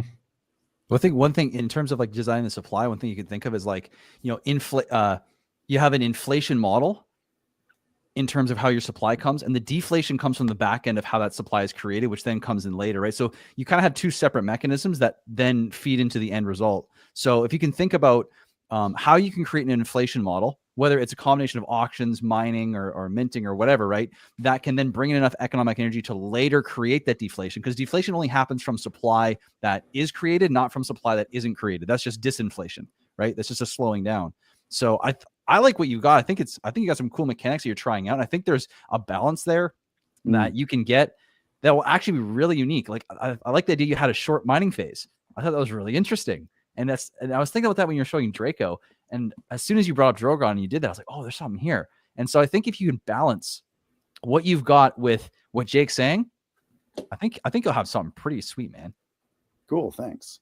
Yeah, I think it's an amazing idea, because you're basically building a TitanX variant, DragonX on top, but DragonX is going to be entering both sides, the mining side and the staking side. So theoretically, yeah, if you get everything right, it could be perfect. I was thinking, what would happen if you put a cap on the amount that you could mine? So let's say you want a max miner of 280 days, but you can only enter it. So that's only max miners, so you can only enter on the first day. But then it's like, if only one person enters, they get all of that supply on day 280. So it's like auction. That's really an auction. I mean, what you're saying, that's basically, but like delayed, so you have all that time in between. Auction. Like, but you have, right. Yeah. Like, how many people enter that, and then you kind of get it. But that's interesting. There's something there. Yeah. Yeah. The main thing with the setup is just you want to have an infinity loop in the middle, and you don't get an infinity loop by making it stop. Yeah, we did actually have a daily cap on mining. I talked to Eric, and also we're talking to Eric about potentially integrating with PowerX on Draco, which is cool, because then we can mint with ETH, and so he's like, most of the economic energy coming from PowerX will come through ETH, so it's like, and that'll go straight through TitanX, the next 28, which will be kind of fun. But anyways, so yeah, yeah, I pulled that cap though, because it's like the in one sense, that's not the issue. The mining will stop once it becomes too expensive to mine. The mining will stop once it becomes too expensive. 100%. For sure. It does in every protocol. It does in Helios. Exactly. And everything. Yeah, so it's basically a supply get out mechanic. So if you then build on the staking payouts, it doesn't last because they don't get fed if nobody mines. Well, that's the idea, that the initial engine gets fed, and then the protocol uses that engine to keep the payouts going to both sides of them. That's the idea. Yeah, it's not gonna work, because when the mining ROIs, for example, mine is 90%, then you go in with Drogon with 10 grand and get 1 grand out at the end of the mining. You know what I mean? But Drogon you can only mine for 28 days, then it's cap supply. I know. I mean for the stuff that happens inside of Drogon, because it gets fed off the staking payouts. Yeah, the staking payouts remax mine. Yeah, but it's not. It's a loop that gets weaker and weaker and weaker instead of stronger and stronger and stronger. Because if Drogon is the only protocol mining, well, sure. If Drogon's the only protocol mining, we don't have any participation at that point. I mean, yeah, but that is going to happen because the mining gets so expensive. But I think there's only one thing that is willing to take a loss, and that's Drogon. Say that again. I mean, it's because now we're getting too complicated. The idea is just when money gets too expensive, the staking payouts don't get fed. Right. And if Drogon is the only thing mining, it's a weaker and weaker loop because it gets harder and harder to mine, which means ROI goes down, down, down, down. So it only gets weaker and weaker instead of stronger and stronger. Yeah, so this is actually a conversation Jake and I had when I first brought Taurus to him, where I had a super aggressive mining curve, and it clicked when we were talking about what happens here. And is as your mining curve goes up, essentially you have a fair value no matter what. You have token, let's say 1,000 or 1,000,000 TitanX, right? Gets you this many tokens. So therefore, whatever the price of that TitanX is the value of that equivalent. That's the fair market value, right? And as you're creating that curve up in mining, you're essentially raising that price floor. But if the price is still down here, right, you're essentially making people go negative as this goes up, and the price needs to be able to follow that in order for at least fair market value to even be zero across the board in an ROI perspective, and make people even want to get in at all on it. So the trick is to find some kind of model. And this is, I mean, Jake, you're well more versed than I am in this, but what you iterated to me, and I'm really understanding now, is there's a balance, right? You want to get that curve right so that the mechanics underlying can either bring up the floor, or the incentivization is there for people to bring up that floor. So that way it follows your fair market price. So people then will get in. And that's why the auctions work so well, is that there's that predetermined amount that people can get in on. And an auction or something with a pool, does seem to do the best. I mean, Taurus is the same way. There's like a pool, right? There's a certain amount coming out per day, and effectively it makes people get an ROI when there's less people in it. So, but I think if you can adjust your mining curve to be a little bit less aggressive, I mean, and this is something we can do off stream as well. Now I would just change it. I would do it auctions. It's a way, way, way better model to get what you want. Yeah, because auctions close at market price no matter what. So even if the price is low, the auctions still close. There's still stuff coming in. Because there is an arbitrage. If nobody's paying attention, somebody can make a quick 2x. If nobody's paying attention. So auctions always fill up. Yeah, I would actually consider combining them. I don't think you need two protocols. Maybe, like, for example, a Shogun style. Yeah, I think the two protocols here are overkill.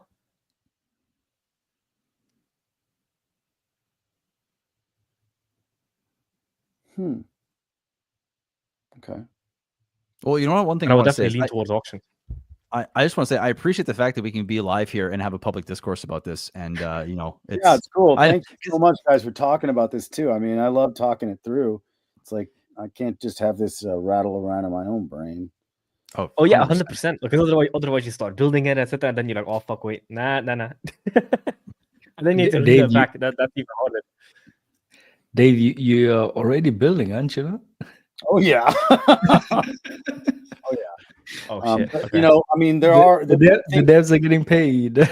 Oh yeah. But hey, it's like sometimes those changes that when it's just parameter changes, when you start doing infrastructure changes, I've actually done that a few times already.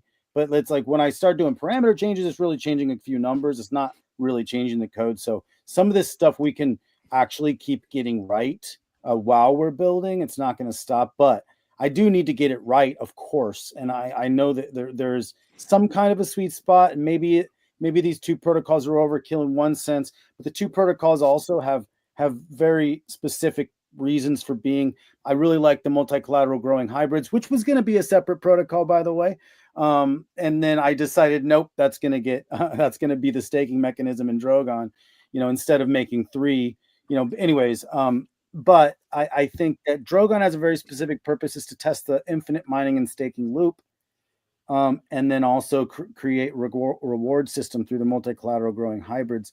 The Draco has a different infrastructure kind of piece, because ultimately this is kind of like, these ideas are not going to stop now, and there's going to be more launched, and now I have characters to launch them under that have already kind of been established, and people are going to wonder, hey, what is Ninja going to be? You know, hey, what is Sumo going to be? What's Flora going to be? And it's like, well, I don't even know yet, guys, on some of these. But anyways, I appreciate that. I actually take everything you say and I really process it. I'm going to rewatch all this stuff, and absolutely. But infinite auctions, yeah. And that's actually why we're doing it with, like, it's mining / infinite auction with Drogon. It's like the input side of things is actually, and being cap supply. And the way we're setting up the LPs is kind of fun too, because we're taking some direction off some other protocols that have done it really, really well now. And so it's like, I love the Volt style LP creation with the LP thickeners added.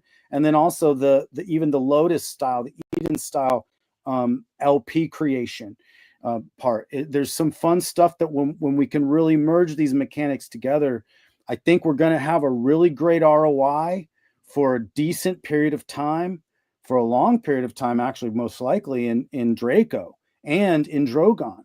And that's actually Draco is going to cap very, very quickly. I don't know.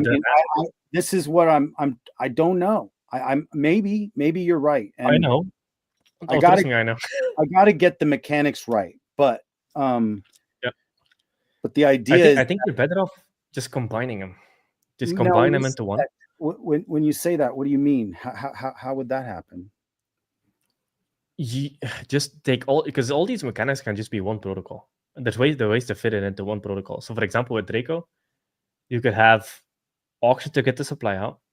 And what was the point of the multi-collateral NFTs? It's a different way to distribute staking rewards, you know, like E280 style kind of thing. And it's a deflationary way to do it, because after 125 days, no more ever can be minted, so they can only be destroyed and claimed. Okay, yeah. So that's just a mechanic for staking payouts. Basically, deflationary, like rewarding you long-term holders. You can do that. Just make Draco a perpetual auction, and then put the NFTs in there, and then maybe you could have liquidity pools with everything like Shogun, and then feed the NFTs through the transfer taxes and the buy sell, and then you have something that can last forever, because trading volume always runs through pairs. There's always a reason to fix a price somewhere. If you have a bunch of liquidity pools, so you can have the NFTs on Draco, make Draco a minting phase, and then perpetual auctions after that get fed the same way as Shogun does, and just build it on AwesomeX. And then you have this combination of like element 280 Shogun kind of, which is very interesting. With staking rewards that are deflationary in increasing the size of the pie. That's actually interesting. And it's going to be cheaper than building two protocols. That's for sure. Tell me about it. Exactly. I got to rewatch that. Anyways, I got to rewatch this. Yeah. Two protocols is overkill. You can easily put that into one. There's going to be 8. Sorry, it's already been planned in the stars. If they all have a unique value proposition, yes. Because don't paint yourself into a corner of like. Absolutely. Yeah. Because like I only build stuff if I see a need, not because I want to hit a number. Yeah. So one great protocol is better than 8 mediocre protocols. That's for sure. Yeah, I agree. Yep. So just figure out a way to combine them into one, and then it can hit hard instead of miss the mark all the time. Well, they are kind of. They're kind of integrated. I mean, they're built together. They're being, they're kind of like designed together. So in one sense, it is.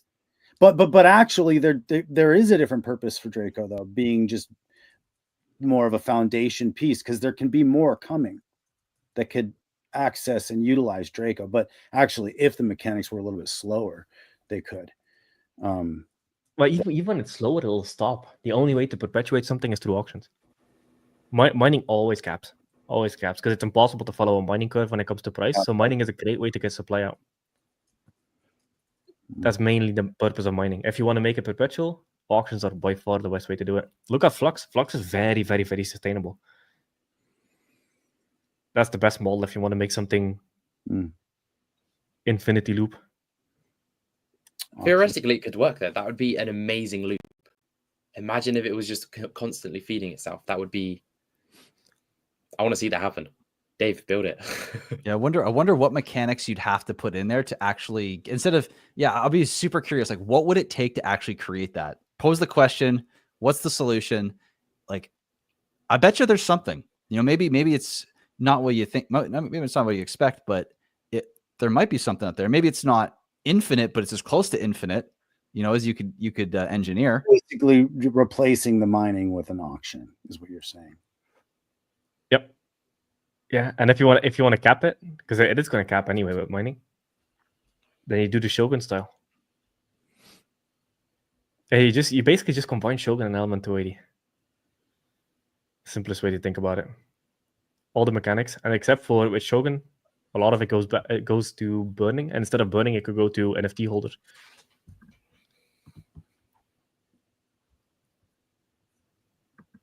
I think that could hit. Dave, would you put input as AwesomeX? It's one of the inputs. Yeah. Okay.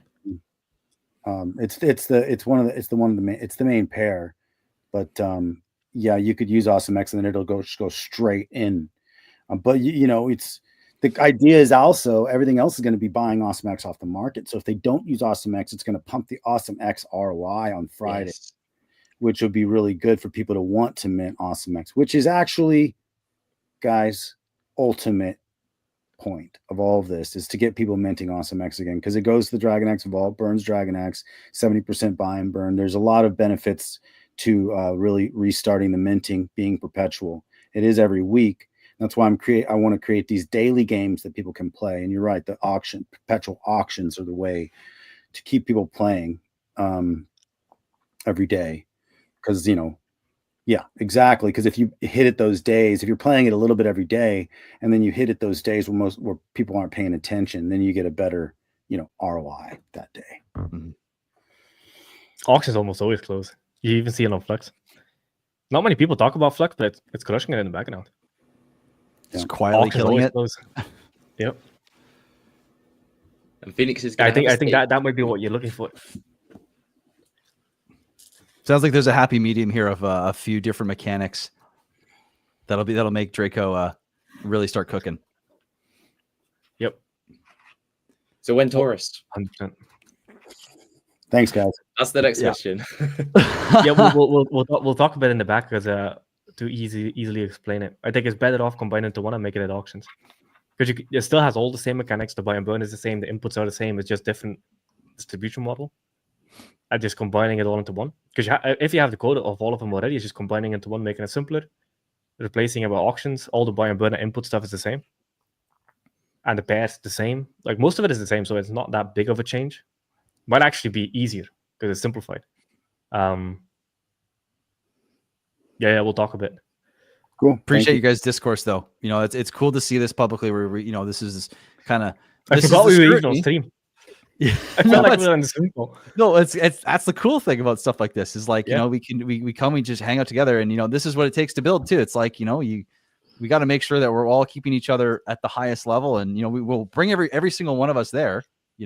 But this is cool. I think this is just a testament to the community. I really like this. Is how you get the best ideas. Just publicly spot. Mm-hmm. Yep. Maybe this. Yep. Yeah. 100%. I really like this. I mean, it really feels a bit like as if we're in the Zoom call or something. Right? Yeah. Totally. It's like, oh shit, I'm live. Okay. Yeah, these are great. I really appreciate it. It's cool to really think through all the mechanics. It's there is so much to consider for all you who are watching at home who haven't ever thought about building something, or you've tried to understand some just simple game theory for your favorite protocol. Like there is so much that goes into building that you would never ever anticipate that. And there's levels to it, right? You come up with the design, the flow, then you have to think about how these different parameters integrate with themselves, how they integrate with the underlying infrastructure, how the user engagement is going to be. Like, there are so many things to consider. So, I mean, if any of you are thinking anything other than, you're stoked to see what Draco becomes, I mean, Draco's going to become something awesome. It is. And it's only a matter of just massaging these small little aspects to come together, and it's hard. So coming up with something, if you're thinking like, oh, what, like, mad Right. respect to anyone putting their ideas out there in public domain to ever get feedback on, like Dave, everyone here putting protocols out, like, mad respect, whether it is, ready to go out of the gate or it needs 1 or 2 tweaks. I mean, same thing with Toros. I still remember a call. We had to tweak a lot to get it to be like dude, the monster it is now. that's why I know exactly what it's like. And I mean, Yep. when I first started Taurus, it was 2 protocols that were like literally each going to cost me like $200,000 to like build. It was way too fucking complicated. Oh my god, dude, I remember. it was like a call option and a put option based on the TitanX ETH that was coming in, and it was so overly complex. And I was trying to force it to happen and finally give on one side, and then I finally gave up, threw it in a chat. And as soon as I completely gave up on it, then the idea hit that completed it, which is now the staking side of it. And then we had more conversations about it, and it's like, man, it takes literally a whole community to shape a protocol sometimes, or a group, maybe not a community, but like, I mean, the mastermind, I'm sure for you, Jake, serves such an incredible purpose for shaping TitanX to be what it is, right? Oh, 100%. Yeah, 100%. Yeah. And like we were saying earlier, this is our mastermind for the building process, right? This is an invaluable, I guess, place to come and share ideas, and public's a hard place to do it too. Cause I mean, then it's in the same thing with limelight. Shogun. Like before Shogun was even launched, it was like I went through 4 different iterations. Like 4 different people talking. It was like, oh no, shit, this is Shogun. No, this is Shogun. Actually, this is going to be Shogun, and now it's actually Shogun. So like, That's so everything true. changes all the time. Yep. Yeah, like you were mentioning Shogun from like day one, basically, or not, Yep. maybe not day one, but early on, very, very early on. It was like we knew about Hyper right away, so it's TitanX. We knew about Hyper, and we knew about this thing called Shogun for staking that was coming to. And I think the Hyper Shogun combo was like 2 peas in a pod right out of the gate as well. So like you said, yeah, that's been bouncing back and forth and around and under and all sorts of just trying to figure it out. It sounds like. Oh yeah, then you just get this monster. Like Shogun is fucking incredible. I love Shogun. We're almost there. 10 more days of the fair supply distribution. Then yeah, it's crazy how fast it's already time is flowing. deflationary. It's crazy, man. It's crazy how fast time is going here. But if I may, I'm going to self-indulge here for a moment. I see a comment. If you guys are okay, when Taurus, When Taurus is common Q1. Now it's about to go into the build phase. It is going to go out as early as possible. However, I also am not going to put out something that isn't perfect. So if it takes an extra month, I don't care. It is going to come out when it comes out to make sure that it is exactly as intended to be able to mature, to be able to give the results for the ecosystem and for you who are watching who want to participate, the actual results that you want when you participate in a protocol. I don't care about anything else other than making sure you guys win. And if it's not going to make you win, I ain't going out. So, I mean, yeah, that's all I got to say on the when Taurus part. But I mean, we could go into any aspect of Taurus if you guys want to talk about it. If you guys questions, because I mean, there's so much we haven't talked about when it comes to Taurus that I haven't seen anyone, ask the questions for. So I can lead if need to be, but I'd be really curious with you guys, like where your head's at, what you're trying to figure out right now. And same with the chat if you're watching as well. I understand it. Lead it out, and then let us grill you on it and see what we got.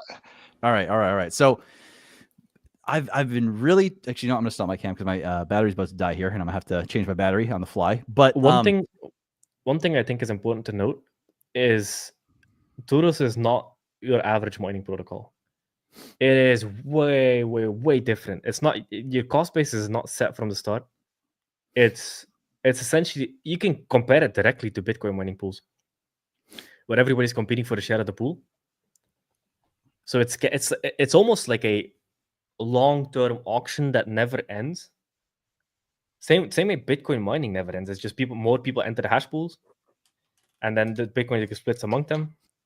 As they do that, they strengthen the network. Torus is very simple. Just implement it on the Ethereum chain, on TitanX. That would be a better mental model to get your head around Torus. It's not the same as Hyper. It's not the same as Hydra. It's way, way, way different. Like, so you have to look at Torus from a very fresh lens. 100%. Mining might not even be the best word. Maybe creation. Well, that's the verbiage I have. I've been allowing people to still use mining, but it's create, stake, and earn. Those are the three things, because it's not mining. You're creating tokens up front, and then you are additionally, like you said, you're earning them on the back end. So this creates this wildly dynamic system.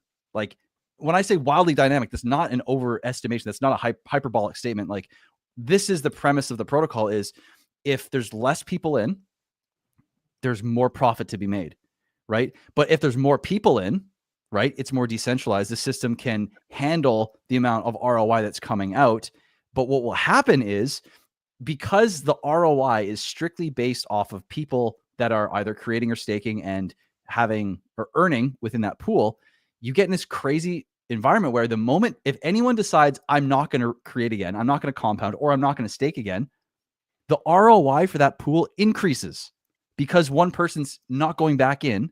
And so you get, let's say on day 88, if you get a ton of people that are finished creating, right? And then all those people end their claim, or they just basically get removed on that day, the ROI on day 88 is going to rocket back up to as if they're not in the pool anymore, which is going to force people to look at Torus and want to participate again. And this is something that people haven't really understood yet, is that over time, if people abandon ship, that just means the people that are staying in it are going to win harder. And so you can't turn a blind eye to it, because the moment you do, someone else is winning and where you should be. Yep.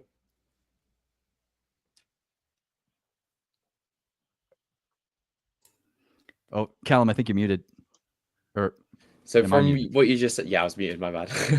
So from what you just said there, so let's say there is a bear market, and if you're still in Torus, you're just growing your share of supply. You're growing your share of supply constantly. And obviously it's backed by X28. So it's kind of like, if you do believe in TitanX X28, there's that as well. But the tokenomics alone are really, really good. But then that's what's going to, it's like the game theory of how long you want to play, because the longer you're in, the more you'll learn. 100%. Well, and the one thing that I want people to really understand is, like with Torus, go back to this whole idea of fair value. You know, like if a billion TitanX equals this many tokens, you have fair value USD for this amount of tokens, right? This is the break-even price there. And Torus is basically built around this. Both mechanics play either side. So typically what happens if in a mining protocol, the price of that token is above fair market value, there's an ROI to be had, right? You can make 10%, 100%, 200% based on how far above fair market value it is, because that's where you're arbitraging that essentially, right? And so what happens though is when you are typically on the low side of fair market value, you're waiting, right? And so with Torus, what it allows you to do is, instead of waiting, you can continue to stake your tokens back in the same pool that you would create and get into when you're on the low side, to earn tokens to put yourself into a position of making ROI. And in that time, what you're doing for the system is you're relieving sell pressure. You're allowing the buy and burn to do its thing. You're allowing market participants to buy, to add to their positions if they've created and they want to kind of balance things out, which all moves the price up. And so by the time people have staked and the price has gone back around or above fair value, now they're in profit. And so if you're playing this long term, you essentially, all you have to do is just keep this game going where, okay, I just stake, or I create, or I stake, or I create every 88 days, make one decision, and your bag will continue to grow. And in a bear market, it's a perfect play to keep growing your bag no matter what. And by the time the price really comes back up, because price is determined by of course, the system, but also TitanX. If TitanX and X28, this whole ecosystem starts ripping, the profitability goes through the roof. And so if you've been making and staking tokens, which you'll have access to every 88 days, you don't have to wait 15 years, right? You have the ability to compound your way into insane future potential by just continuing to play the game, even when the price is below fair market value, because there's always tokens to be earned, which is super unique.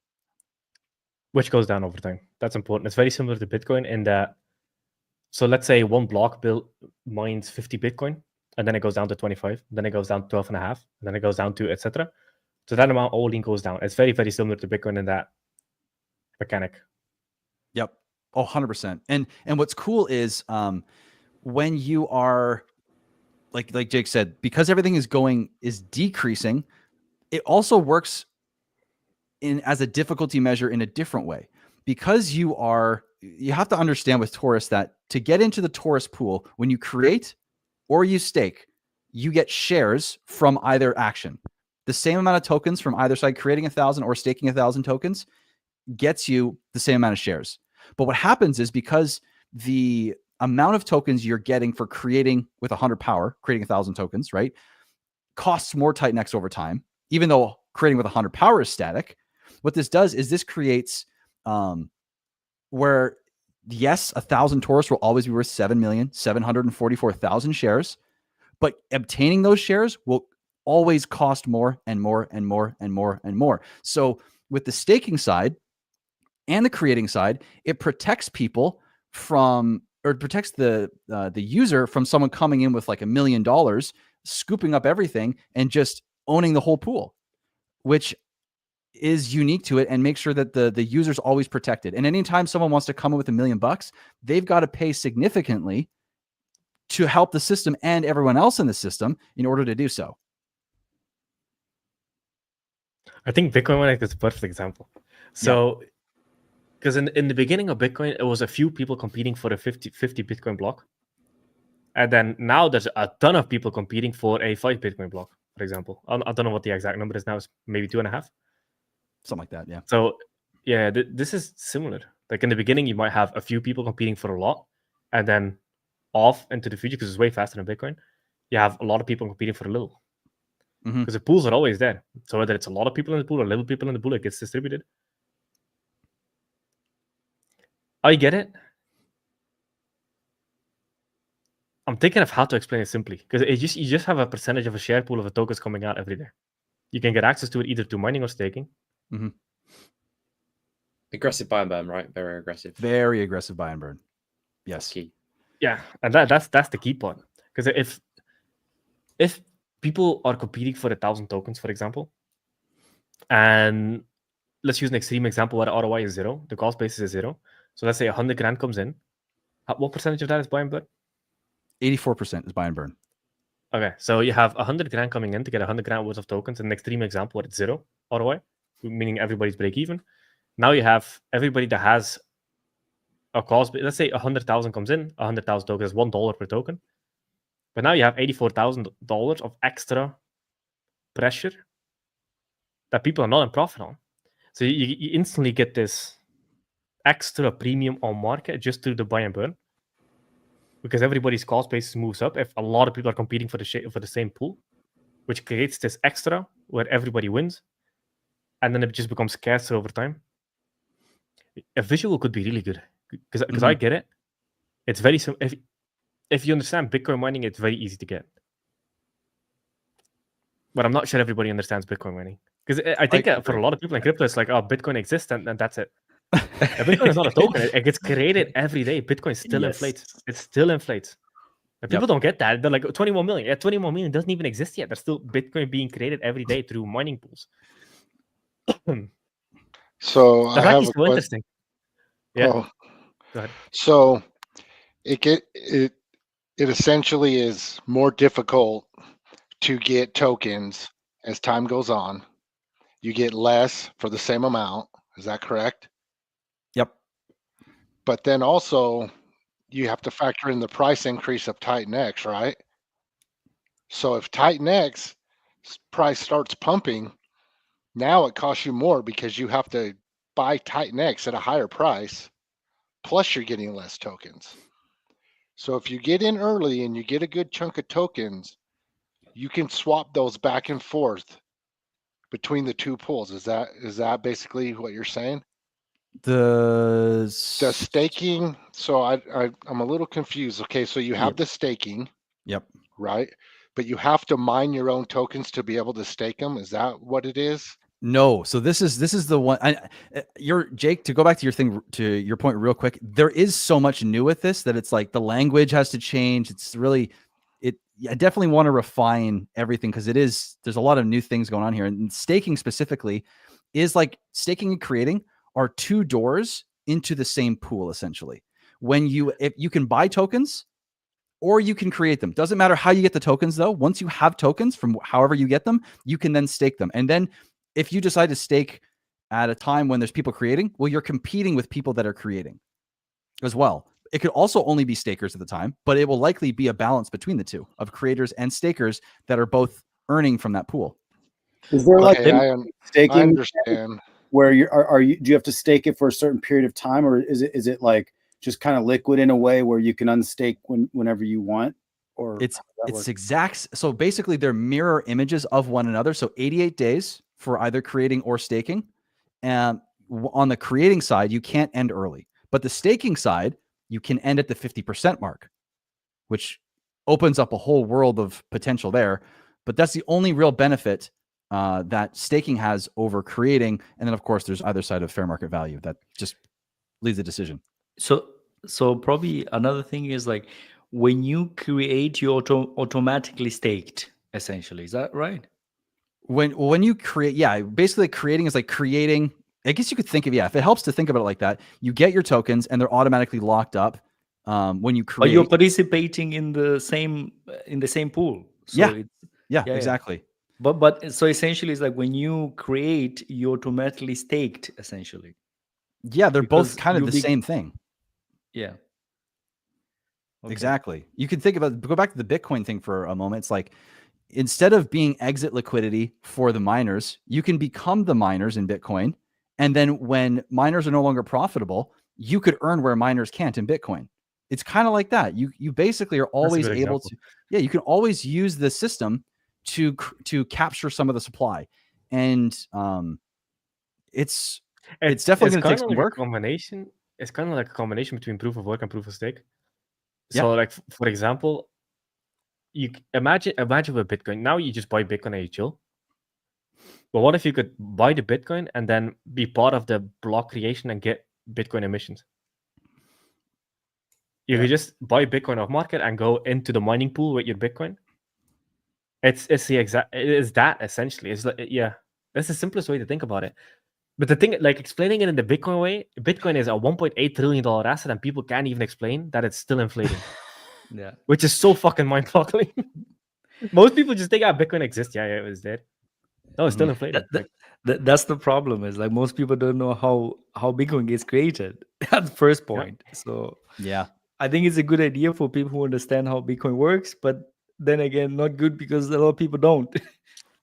It's going to be something that I think, and it is a good point. It's like there's going to be a demographic that gets it, and there's going to be a demographic that doesn't. But here's why I'm not necessarily concerned about everyone getting it, because the people that need to get it are the people that have money in the end. Because if this matures, right, what happens is you get in a situation where the system is super, super stable. Because if there's a ton of money competing over it, then the price can just do this over time. And it's very easy to figure out, do I want to stake or do I want to create? And you get still like the math that I've done based on, let's say $1.75 starting price for Taurus. Not financial advice, not saying that's the starting price. Let's just go with that. $1.75 starting price. With the creating side, it would take over $1 billion to dilute the pool to 6% in terms of everyone's ROI. And so over time, you have the capacity as the Taurus price rises to be able to take on extreme amounts of economic energy into the pool and sustain it and be able to give an ROI, which is the whole point of the end vision. Like at first, Taurus is going to be like super profitable and then staking. And they'll be like profitable, staking, profitable, staking, profitable, staking. And then finally, as TitanX starts to rise, it'll be profitable. People start to create again. And then over time, as TitanX matures, as Taurus matures, you're going to get more possible economic energy coming in, which is going to help the buy and burn, which is going to help sustain the price, going to build the liquidity because there's a buy and build aspect as well. And eventually it gets to a point where now, like TitanX, instead of having this gigantic seesaw back and forth, like all protocols do in the early days with volatility, it's going to be a smoother curve on either side of fair value, right? It's going to bounce back and forth, and it's not going to have these crazy swings. That's the end vision with Taurus. And if you look in the white paper, maybe the end is not with just Taurus. There happens to be a wrap Taurus pool over on Pulse Chain. So we'll see what happens there. Could be nothing. So what drives market buy pressure?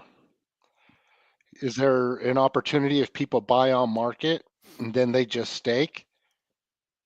Yes. And they still get a good benefit, yet they're not creating any more supply because that supply has already been created. Is that correct?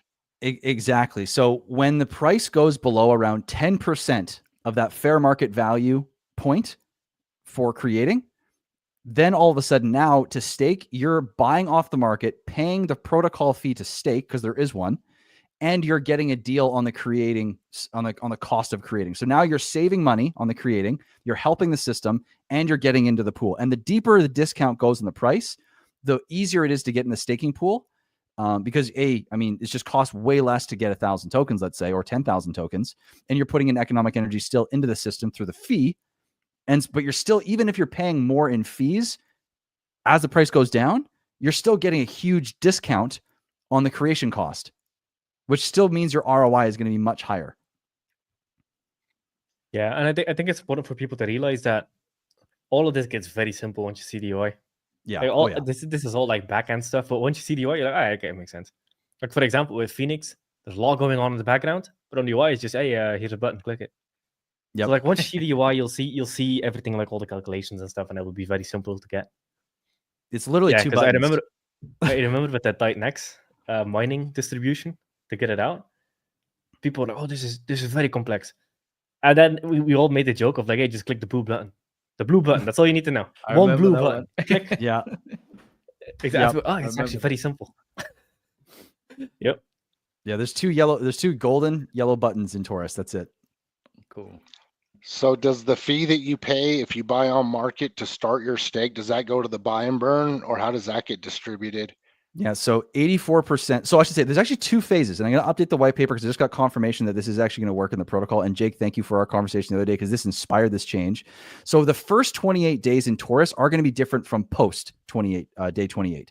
The first 28 days in Taurus, every 28% of the economic energy is going to go into the buy and build, which is dedicated to building the liquidity over the first 28 days. So if it gets $1 million, that means $280,000 is going to be able to go into the liquidity pool right away. If $10 million comes in, then we have $2.8 million that goes into that within the first 28 days.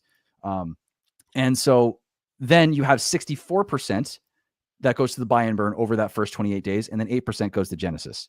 After day 28, so there's only three aspects. There's buy and burn, buy and build, and Genesis. Once you get past day 28, 84% is the buy and burn number. And you also have an 8% buy and build for long-term sustainability and growth. So you establish the initial liquidity and then transition to slow building for adoption over time. So it scales relatively smoothly. And something that I want people to understand too is 8% buy and build is still buy pressure on Taurus. So half of that buy and build is buying Taurus and putting it in liquidity, which means the total buy pressure on Taurus is actually 88% from its own system. Wow. I like that. That's the highest buy and burn on kind of a staking, mining or create kind of protocol. I can't wait to see what that does. And a lot of the supply is going to be locked away. So it's going to be really interesting. I've been really doing some deep thought on how to really utilize the different aspects of the system. And I think people are going to be surprised by how well things will be able to go, especially with that first 28-day phase. So for lack of a better word, or maybe it is the right word, for users, you're basically doing an arbitrage between these pools, whichever one is more profitable. You're staking or you're creating. Right. The only thing I would say to change that a little bit is you're creating and staking, But what happens? So I guess one thing to talk about is the shares. So when you create and you stake, you create shares based on the tokens you're creating or staking multiplied by the length, essentially, right? And you get a number of shares. Those shares then are now separate from creating and staking. Now you have the main mechanism that is looking at what shares exist, doesn't care if they're staked or created or where they originated from, and you're earning from the Taurus pool based on your shares. Does that make more sense? Oh yeah, for sure. Yeah. For sure. So it's a share. Yeah. So you have a share system within Everything's Taurus. based on the shares. Yep. Gotcha. 7,744,000 shares will always be what 100 or 1,000 power or 1,000 Taurus will be worth in the system. Okay. Okay. I got it. That helps a lot. Thank you. No problem. I mean, that's why I mentioned earlier, probably, I think it made more sense for me is like, whether you create or you stake, at the end of the day, is like you are participating in the same pool. So when you create, you automatically staked, essentially. You participate in the same pool, effectively. Yep. 100%. The only difference is by giving you tokens up front and then going into the pool on the creating side, then you're able to compound and essentially take advantage of higher prices, which builds your bag faster. It's kind of like if you think about if you can think about Bitcoin, right? The fair market value for mining is based on their profitability. It's the cost of equipment, cost of facility, cost of electricity, and then that's their baseline, what their break-even price is. Anything on top of that is profit, right? That same break-even in Taurus is how many TitanX it takes to create that amount of Taurus, right? When you do the math there, that's your fair value. That's your break-even point. So in Bitcoin, I'm sure mining farms don't necessarily do this, but there's some that I'm sure that will. When you when you are profitable as a Bitcoin miner, you have two options. One, you can toss it in your bank account, or you can just store the Bitcoin, or you can use that money to get you more hardware, to build you a bigger farm, to earn more Bitcoin and have a higher probability of earning an ROI, right? That's the premise of creating. Being able to do that, what you can do with mining hardware on the Bitcoin or in the Bitcoin system when you create. And then the opposite side, and the other side is opposing, where you can then take advantage of just holding coins when doing that doesn't make any sense, right? When that's not profitable. It's just the whole completion of that, the loop there, if you will, or both sides of that. It's actually the exact same. Because like even it's the exact same as Bitcoin now that I think of it, except for you can stake. Because the way it works in Bitcoin is during every bear market, you have a period where the miners go negative. And that's when it's called miner capitulation, where they're forced to sell to even get back to break even. That's called miner capitulation. That happens all the time in Bitcoin during bear markets. So I was going somewhere with that. Yeah, so what happens then is the market buys. Essentially, the market then trades up to the point where Bitcoin miners are profitable again, and then the hash rate of the system goes up. It's essentially kind of that. So you can think of when mining is profitable, people do mining hardware to mine the Bitcoin because it's profitable, and they make an ROI, whatever it is, 20%, 30% over a year. I don't even know how much it is. And then once it goes negative, people just buy the tokens instead of mining it. Now, in general, buying the tokens has always outperformed just Bitcoin mining. But Taurus is way different when it comes to that aspect.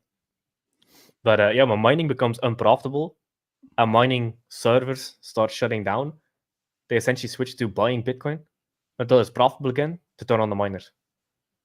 Yeah, so you can kind of like mine, stake. It's very similar. Mm-hmm. Mm-hmm. And again, like we said before, this is like the more back end. This is the deeper side of things.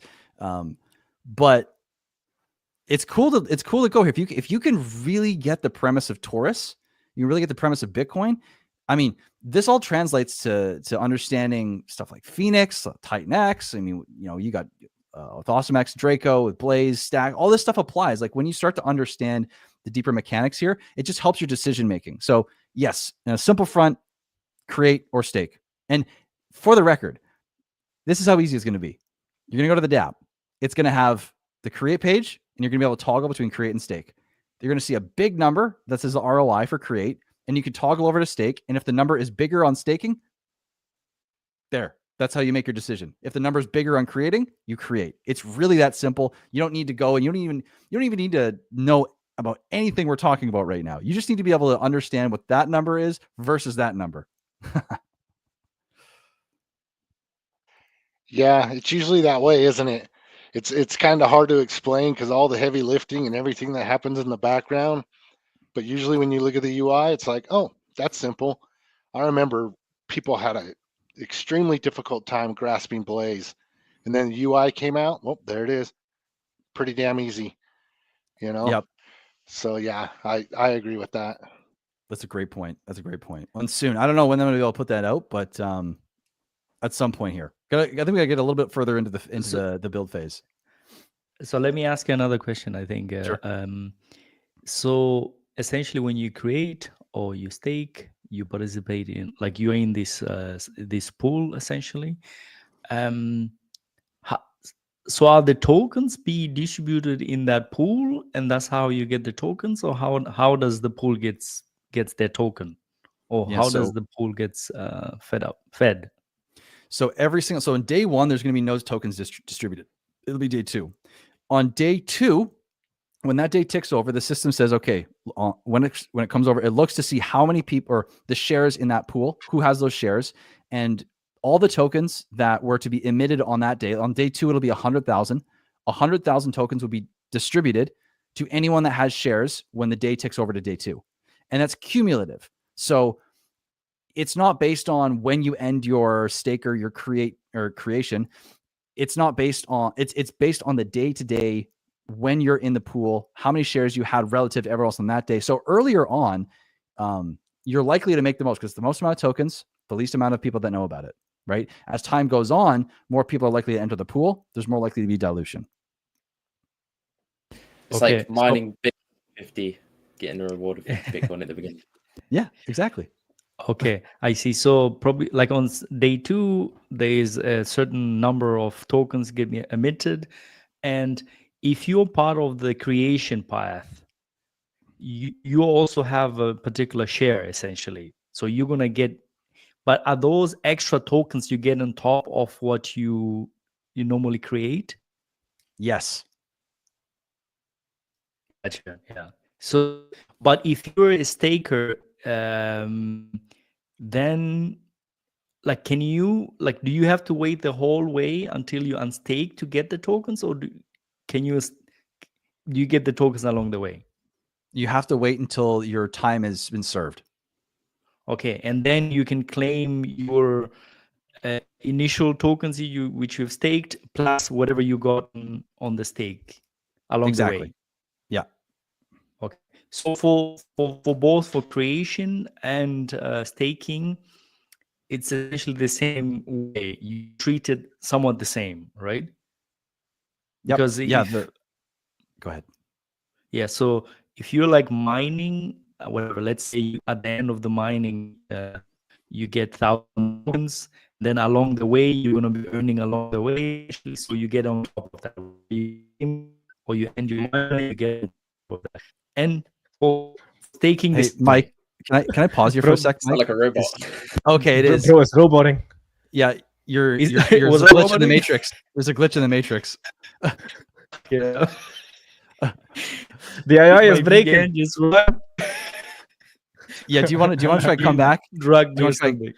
dip out and come back? Is it still rugging? Yeah, it's still rugging. Oh, fucking hell, man. Yeah, your servers need And to of be course plugged we hear in. that. Oh. All right, now we figured it out. Mike Dean is in there. That was proof right there. It's not just the profile picture. It's not. Now we know he is AI for sure. Oh yeah, it's like whenever they do something on the world stage, you need to telegraph it first. So that robot image was just, hey, I'm an AI, but I sound human. Very useful AI there. 100%. Well, I want to wait till Mike gets back so he can ask his question. But I also am realizing we're almost like 3 hours into this stream, which is nuts. So like, I feel like we're just chilling on a Zoom call. Yeah. This whole I thing know. felt like that. It's fun. And I mean, shout out to all of you who are watching still. I mean, we got over 1,200 people watching right now, which is fantastic. Even at this point, shout out to all you guys who are on stream with me here. This has been a lot of fun. And yeah, I'll wait for Mike to come back. But I've got a question in the meantime. Yeah. Graphics. How are you feeling going towards, obviously you've had this idea. Is it more excitement, or how are you feeling at the moment, kind of leading into the Taurus build? I mean, really, really, really good. You know, it's a really meaningful time actually for me, because over the last 2 years, I've been kind of going over this up and down this roller coaster ride of like, I don't know my why. I know my why, then I don't know my why. I don't know my why, then I do know my why. And it's just this like, as you can see my content, I mean, you go back to look at my videos, some of them like 6 months ago were like, am I giving up? Am I quitting? You know, and it's been hard to get behind a movement. You know, it's been hard to really feel like I have a why, because money only does so much for me. You know, attention only does so much for me. Building, you know, for views only does so much. But this is something different, where for the first time in a long time, you know, the last time I felt like this was when I was playing hockey back in the day, and I was going to go try out for like NCAA or college level as a goalie. And but now it's like I have something huge here where I know how much it has the capacity to, or how well it has the ability to make people win. You know, it serves a community, it serves a greater purpose, it's a long-term vision, it's an expression of myself that benefits myself on numerous different fronts, and it can lead to so much more. I mean, look where it's led already. This conversation is one small aspect of where this is all going, and you guys are having the same experience, I'm sure, where you're putting yourselves out there, having this why, where you're convicted and you're putting yourselves out there, is bringing you so many more opportunities, so many more conversations, so many different types of people. And I think for me, that's the most exciting part of it all right now, is having that why. And it's a lot to take in, because, you know, I kind of almost have imposter syndrome sometimes, where I'm like, I'm just a YouTube guy. I started on YouTube. I started this game like 3 years ago in 2021 is when I actually started looking into this. And now I have a protocol, and now like that I'm going to build out. It's like, what the hell? So it's weird. It is a little stressful in the sense of thinking about it being perfect, because, you know, as you guys have all done now, it's like you putting something on the blockchain. It's like, that's people's hard-earned money. I could not imagine living with myself if something didn't go perfect. If there was a hiccup, I'd be horrified, you know? And so it's a lot, but it's beautiful. And I can feel there's a lot of growth. I'm very growth oriented. I love, you know, trying to expand. And I feel like this is really pushing my envelope on a lot of fronts, which is it's great. Even where it's hard, where it's stressful, it's fantastic. Yeah. I think in my experience, it doesn't really feel like work, because you just really want to do it. It's very different. It's a nice feeling, like you comparing it to your hockey days. It's like you just want to get up and do it because you really believe in this idea, and it's just, oh, my light's turned off. And it's just exciting. Like, it is really exciting. I feel like TitanX is still at this kind of, I mean, we don't even have 20,000 users. Like, we are so early. We are so fucking early, and it's just so exciting. And it does give you that feeling of like, yeah, this is going somewhere really interesting. But it's like, what's that going to be? It's super exciting to be a part of this. The fact that we're all together in this too is really cool. It's one thing to do it alone. It's another thing to do it with an incredible group of people that are all have the same goals, aspirations, and to win together is going to be freaking awesome. I really can't wait. Before Mike comes back and asks this question, I just want to chime in on this, because this is my favorite part of being part of the community. Like-minded individuals.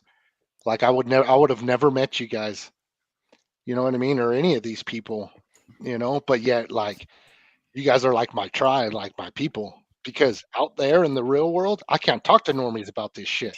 I don't even want to, you know what I mean? I'm seeing them start to post on Facebook now. Oh, I'm getting into shit, but I don't even comment. I'm just like, you guys have no idea where I'm at. Okay, I am so far down the rabbit hole, like I'm living a double life, right? You know, my best friend, two of my best friends, you know, they're in it with me, right? They got me into crypto, and now they're into TitanX, you know, and but like, they're the only ones I can really talk to, and the only ones I really talk to on a daily basis. You know, I'm a single guy. My kids are grown, and you know, I got my son into it a little bit into it. I'm sending stuff to his wallet, little bastard. But you don't even know. Send him some E280 NFTs. But anyway, you know, it feels so good to be part of something bigger than myself, you know, and just, I mean, I have a career that's an awesome career that I worked my ass off forever to get to the place I'm at. And you know what? It doesn't fulfill me. I don't even want to be doing it. Like, I like this. I'm excited about this. Like, this is so cutting edge and so different than anything else that most people are doing. Like, I love this, hanging out with you guys and building and just everything. I love it all. The drama, the chaos, the quiet times, Yeah. the red candles, the green candles. I mean, sometimes I ask myself, like, why do I do this? Why do I do this? Because sometimes it can get insane, but you know what? I wouldn't have it any other way. I love the whole journey. I love the excitement, Anyway, that's all I got. Sorry.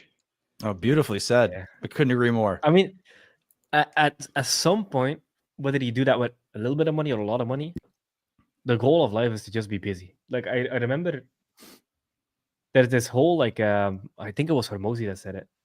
He said that the first thing God gave Adam was work, a job, before he gave him a wife. The first thing God gave him was work. So like people have this idea of like, I'll become rich and retire. Yeah, I've been there, done that. Like it's very, very boring after 2 weeks. You're like, because you have 24 hours in a day. You go to the gym, you go to the sauna, you walk on the beach, and then you're like, oh fuck, I have 18 more hours. What the fuck am I gonna do with my life? And then you go to this existential crisis of like, what is the meaning of life? Why are we even living? Why are we here? All this work is useless. All this time I'm spending is useless. We're gonna die anyway. And then you come to the conclusion that you just need to find purpose in work, and being busy is the goal. Like the first thing God gave Adam was work. And I was like, damn, that's deep. It's a great point. There's one more layer to that though, because there is a difference between your work and a job. And like your work is actually has been assigned to you. Your job is what you can when you can do when you need. This is why when people don't understand the difference between that, they think their job is their work. Very few people can find their work in their job. Now, a lot of people, some people can, but for the most part, your work is found separate from your job. The job is the thing that you got to have. That's why when people try to find passion in a job that they have just for money, it's really hard to find that. And that is a job. You have to have your work it doesn't always have to be separate. And sometimes you can make your work when you figure out what your work is, why you're here, what your purpose is. Now it's like, now you can get obsessed with that direction, and it's actually passion. And it's a healthy obsession for the direction of your life. So if you can make your job, come over, be part of your work, boom, that's great. If you try to force your job as your work, and if it's not really your work, it's kind of hard. It's really hard to do that. And so we just got to understand there is something different. If you're not stoked on what you're doing, it's okay. We need jobs and stuff here and there, but find your work. And when you find your work, you can't stop. It's like, you can't stop it. It's like you won't ever retire from your work. It's not something you would ever want to retire from. You want to retire from your job, but not your work, man. Your work will happen all the way till you're gone. TitanX up keeps me busy, all right? I tell you that. Is that your work? Is that your work, Mike? Dude, that keeps me busy, man. It's like, because Jake might have like an idea. It's like, hey, Mike Dean, can this be done? The bubbles, man. I was like, shit. And gotta put the AI to work. I'm like, dude, prompt Mike Dean. Yeah, Mike Dean GPT. Not going to sleep now. I'm gonna work on this, and then okay, no sleep. We have the bubbles now.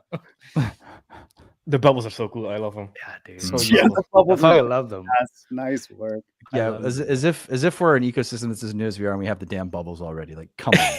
If that ain't a W, I don't know what is. That I have them like the last 2 days, just on my third screen, just there the whole day. Just like, oh, looking at the bubbles, like, oh, look at that, it's getting bigger now. the most that Mike doesn't sleep, he just plugs in. There we go. That's good. Oh my god, that's great.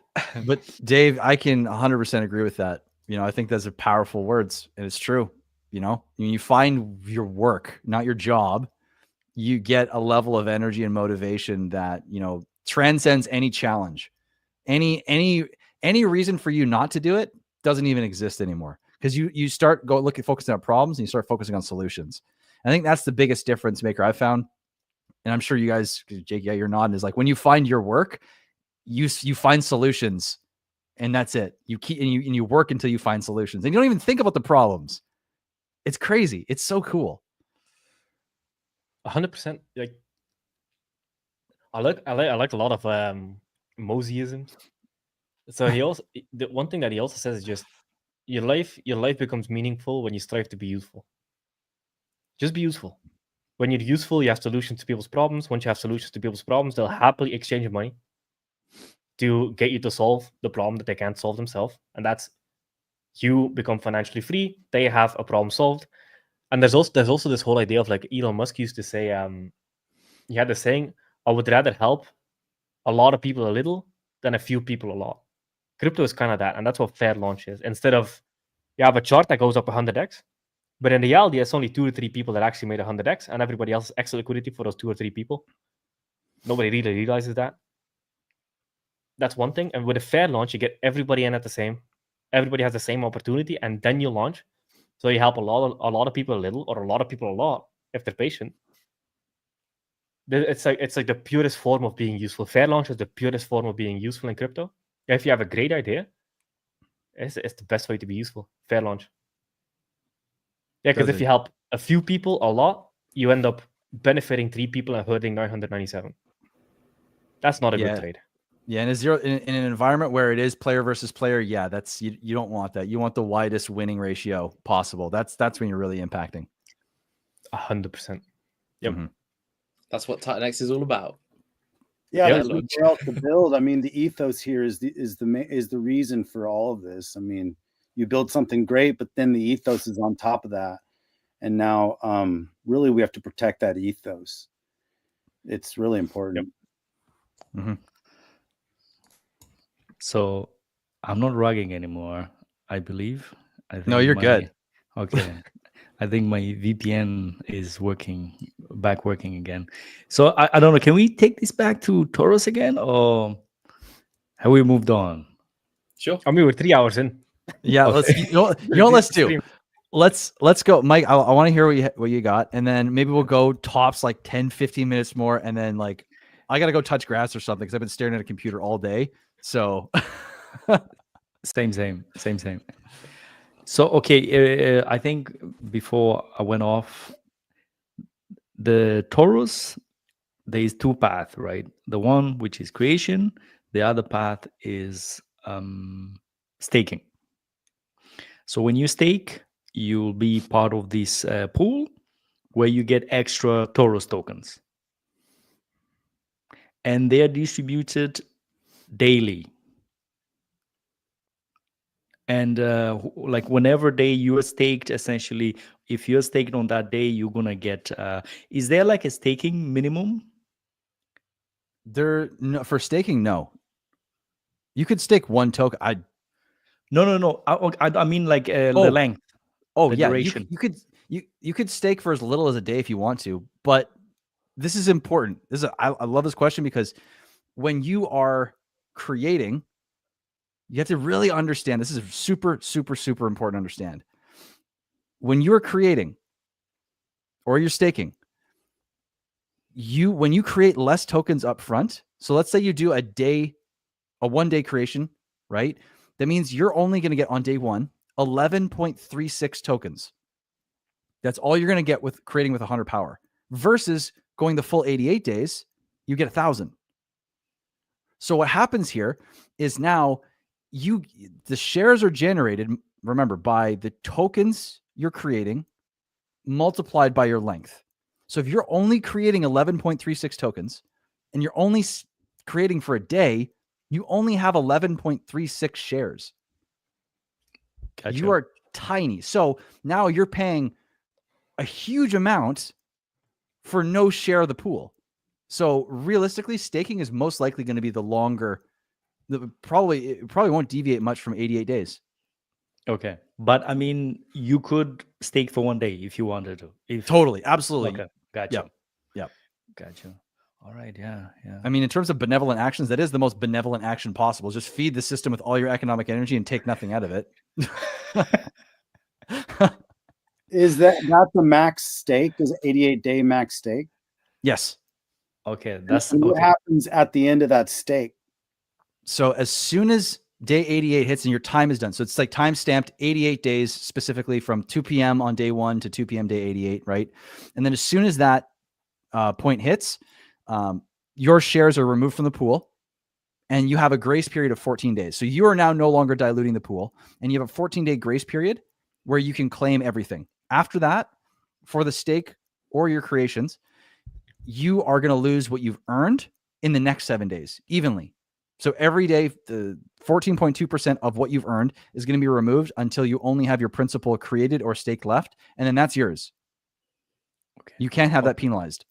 Okay, so the principle stays essentially. Exactly. Yeah. There's no penalties for what you've created or put in. That's like, I don't want to penalize people for life happening and forgetting, but you shouldn't earn reward for forgetting, basically just sitting on the sidelines doing nothing. Gotcha. Yep. Yeah, that's also interesting mechanics, definitely.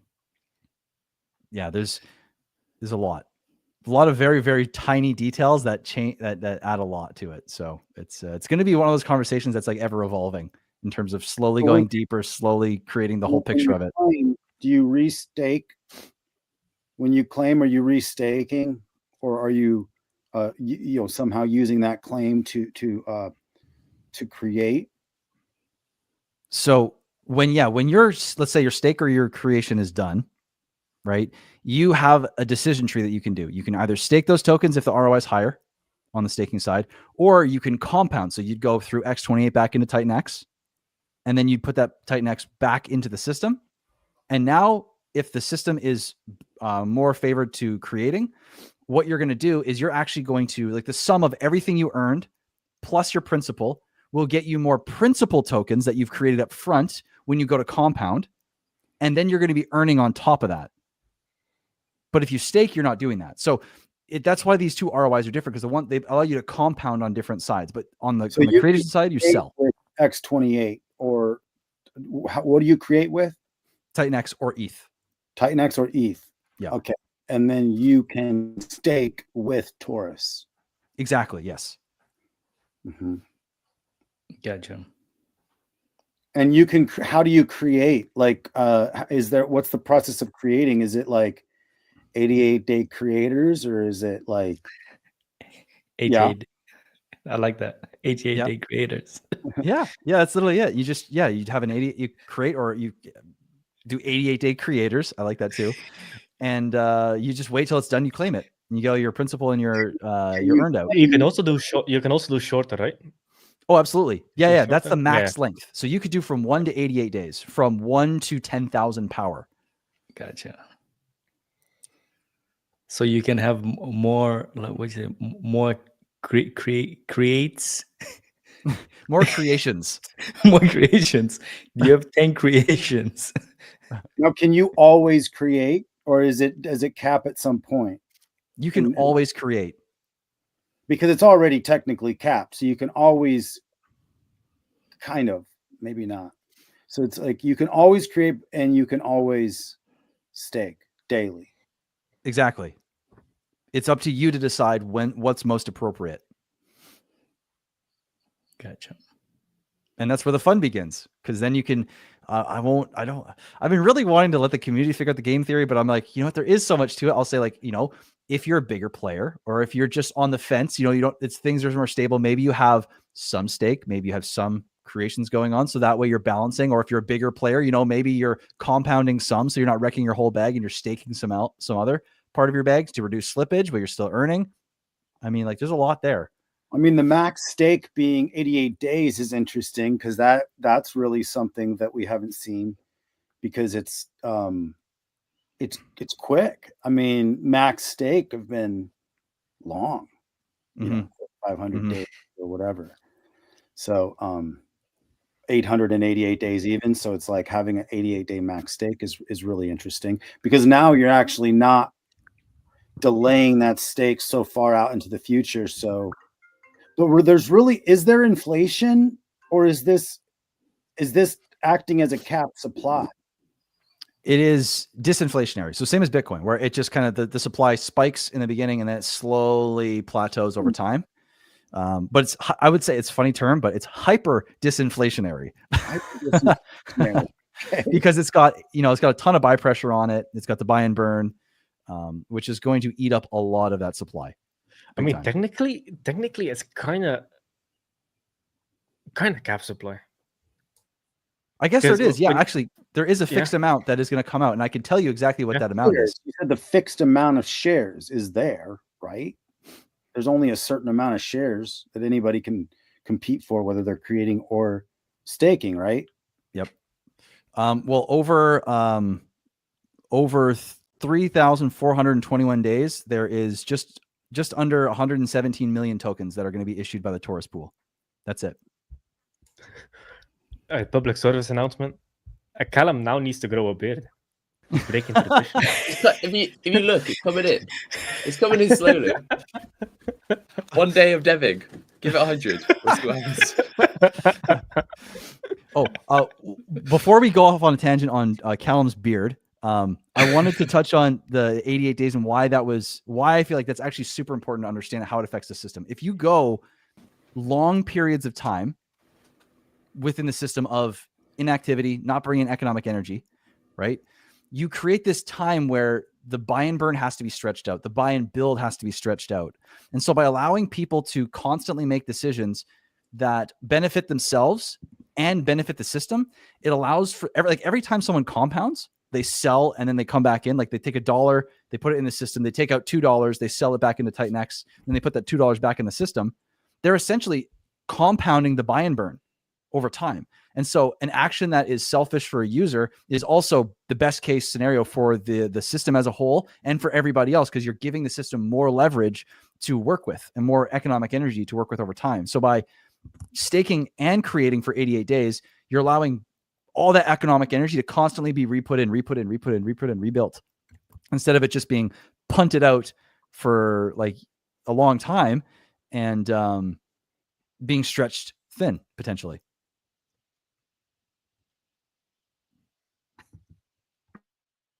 It's an awesome idea. I really can't wait to see how it plays out. Because obviously, from your perspective, you probably have an idea, but I think there's always variables. And the secret sauce is it's built on X28.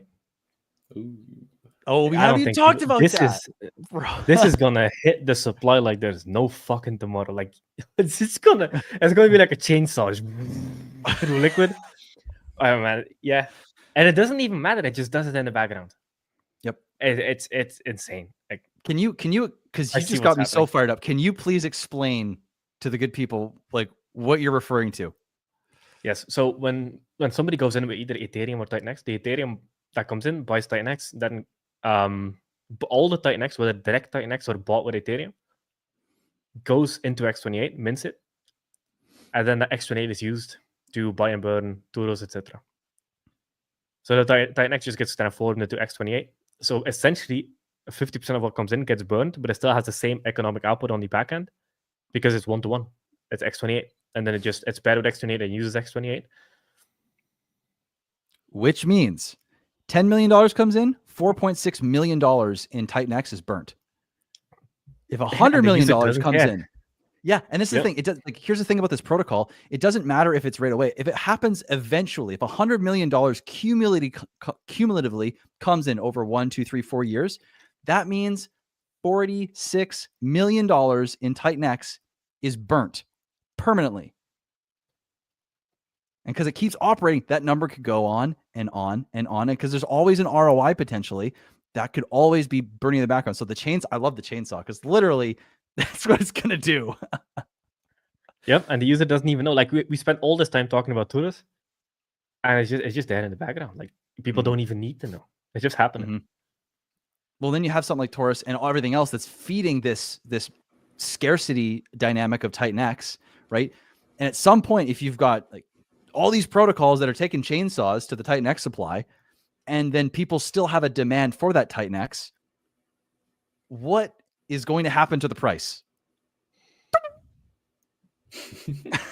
Over time, in some way, shape, or form, it's going to have no choice but to start climbing.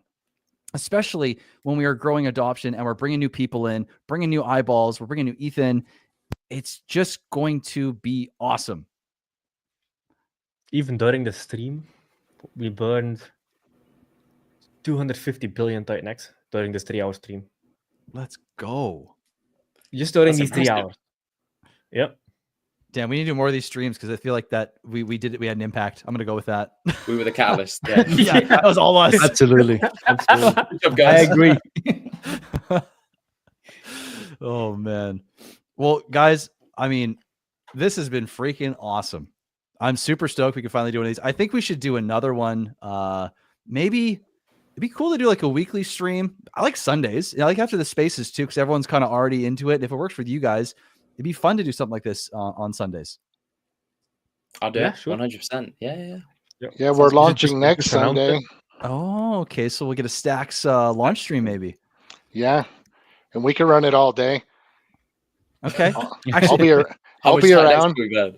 Okay. I'm realizing next Sunday, I just said that out loud, and I'm gonna have to do the whole takesies backsies thing because I know next Sunday I have stuff going on. But after this Sunday, I would That's love to, fine. even if That's it's another fine. day. Even if it's another day.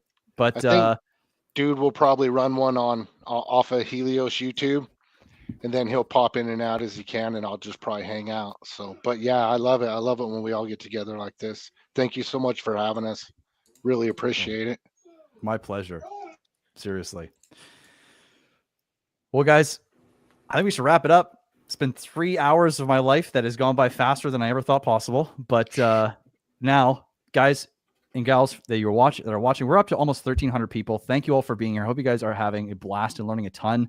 I know I did, and I'm really looking forward to getting out, seeing some sunshine. And we'll catch you guys very soon in another stream for more Build on TitanX protocols, Build on X28, Madness, and Alpha. We'll see you guys soon. Peace. Thank you guys again for being here. Thank you. Thank you. You. Matrix launching on Tuesday.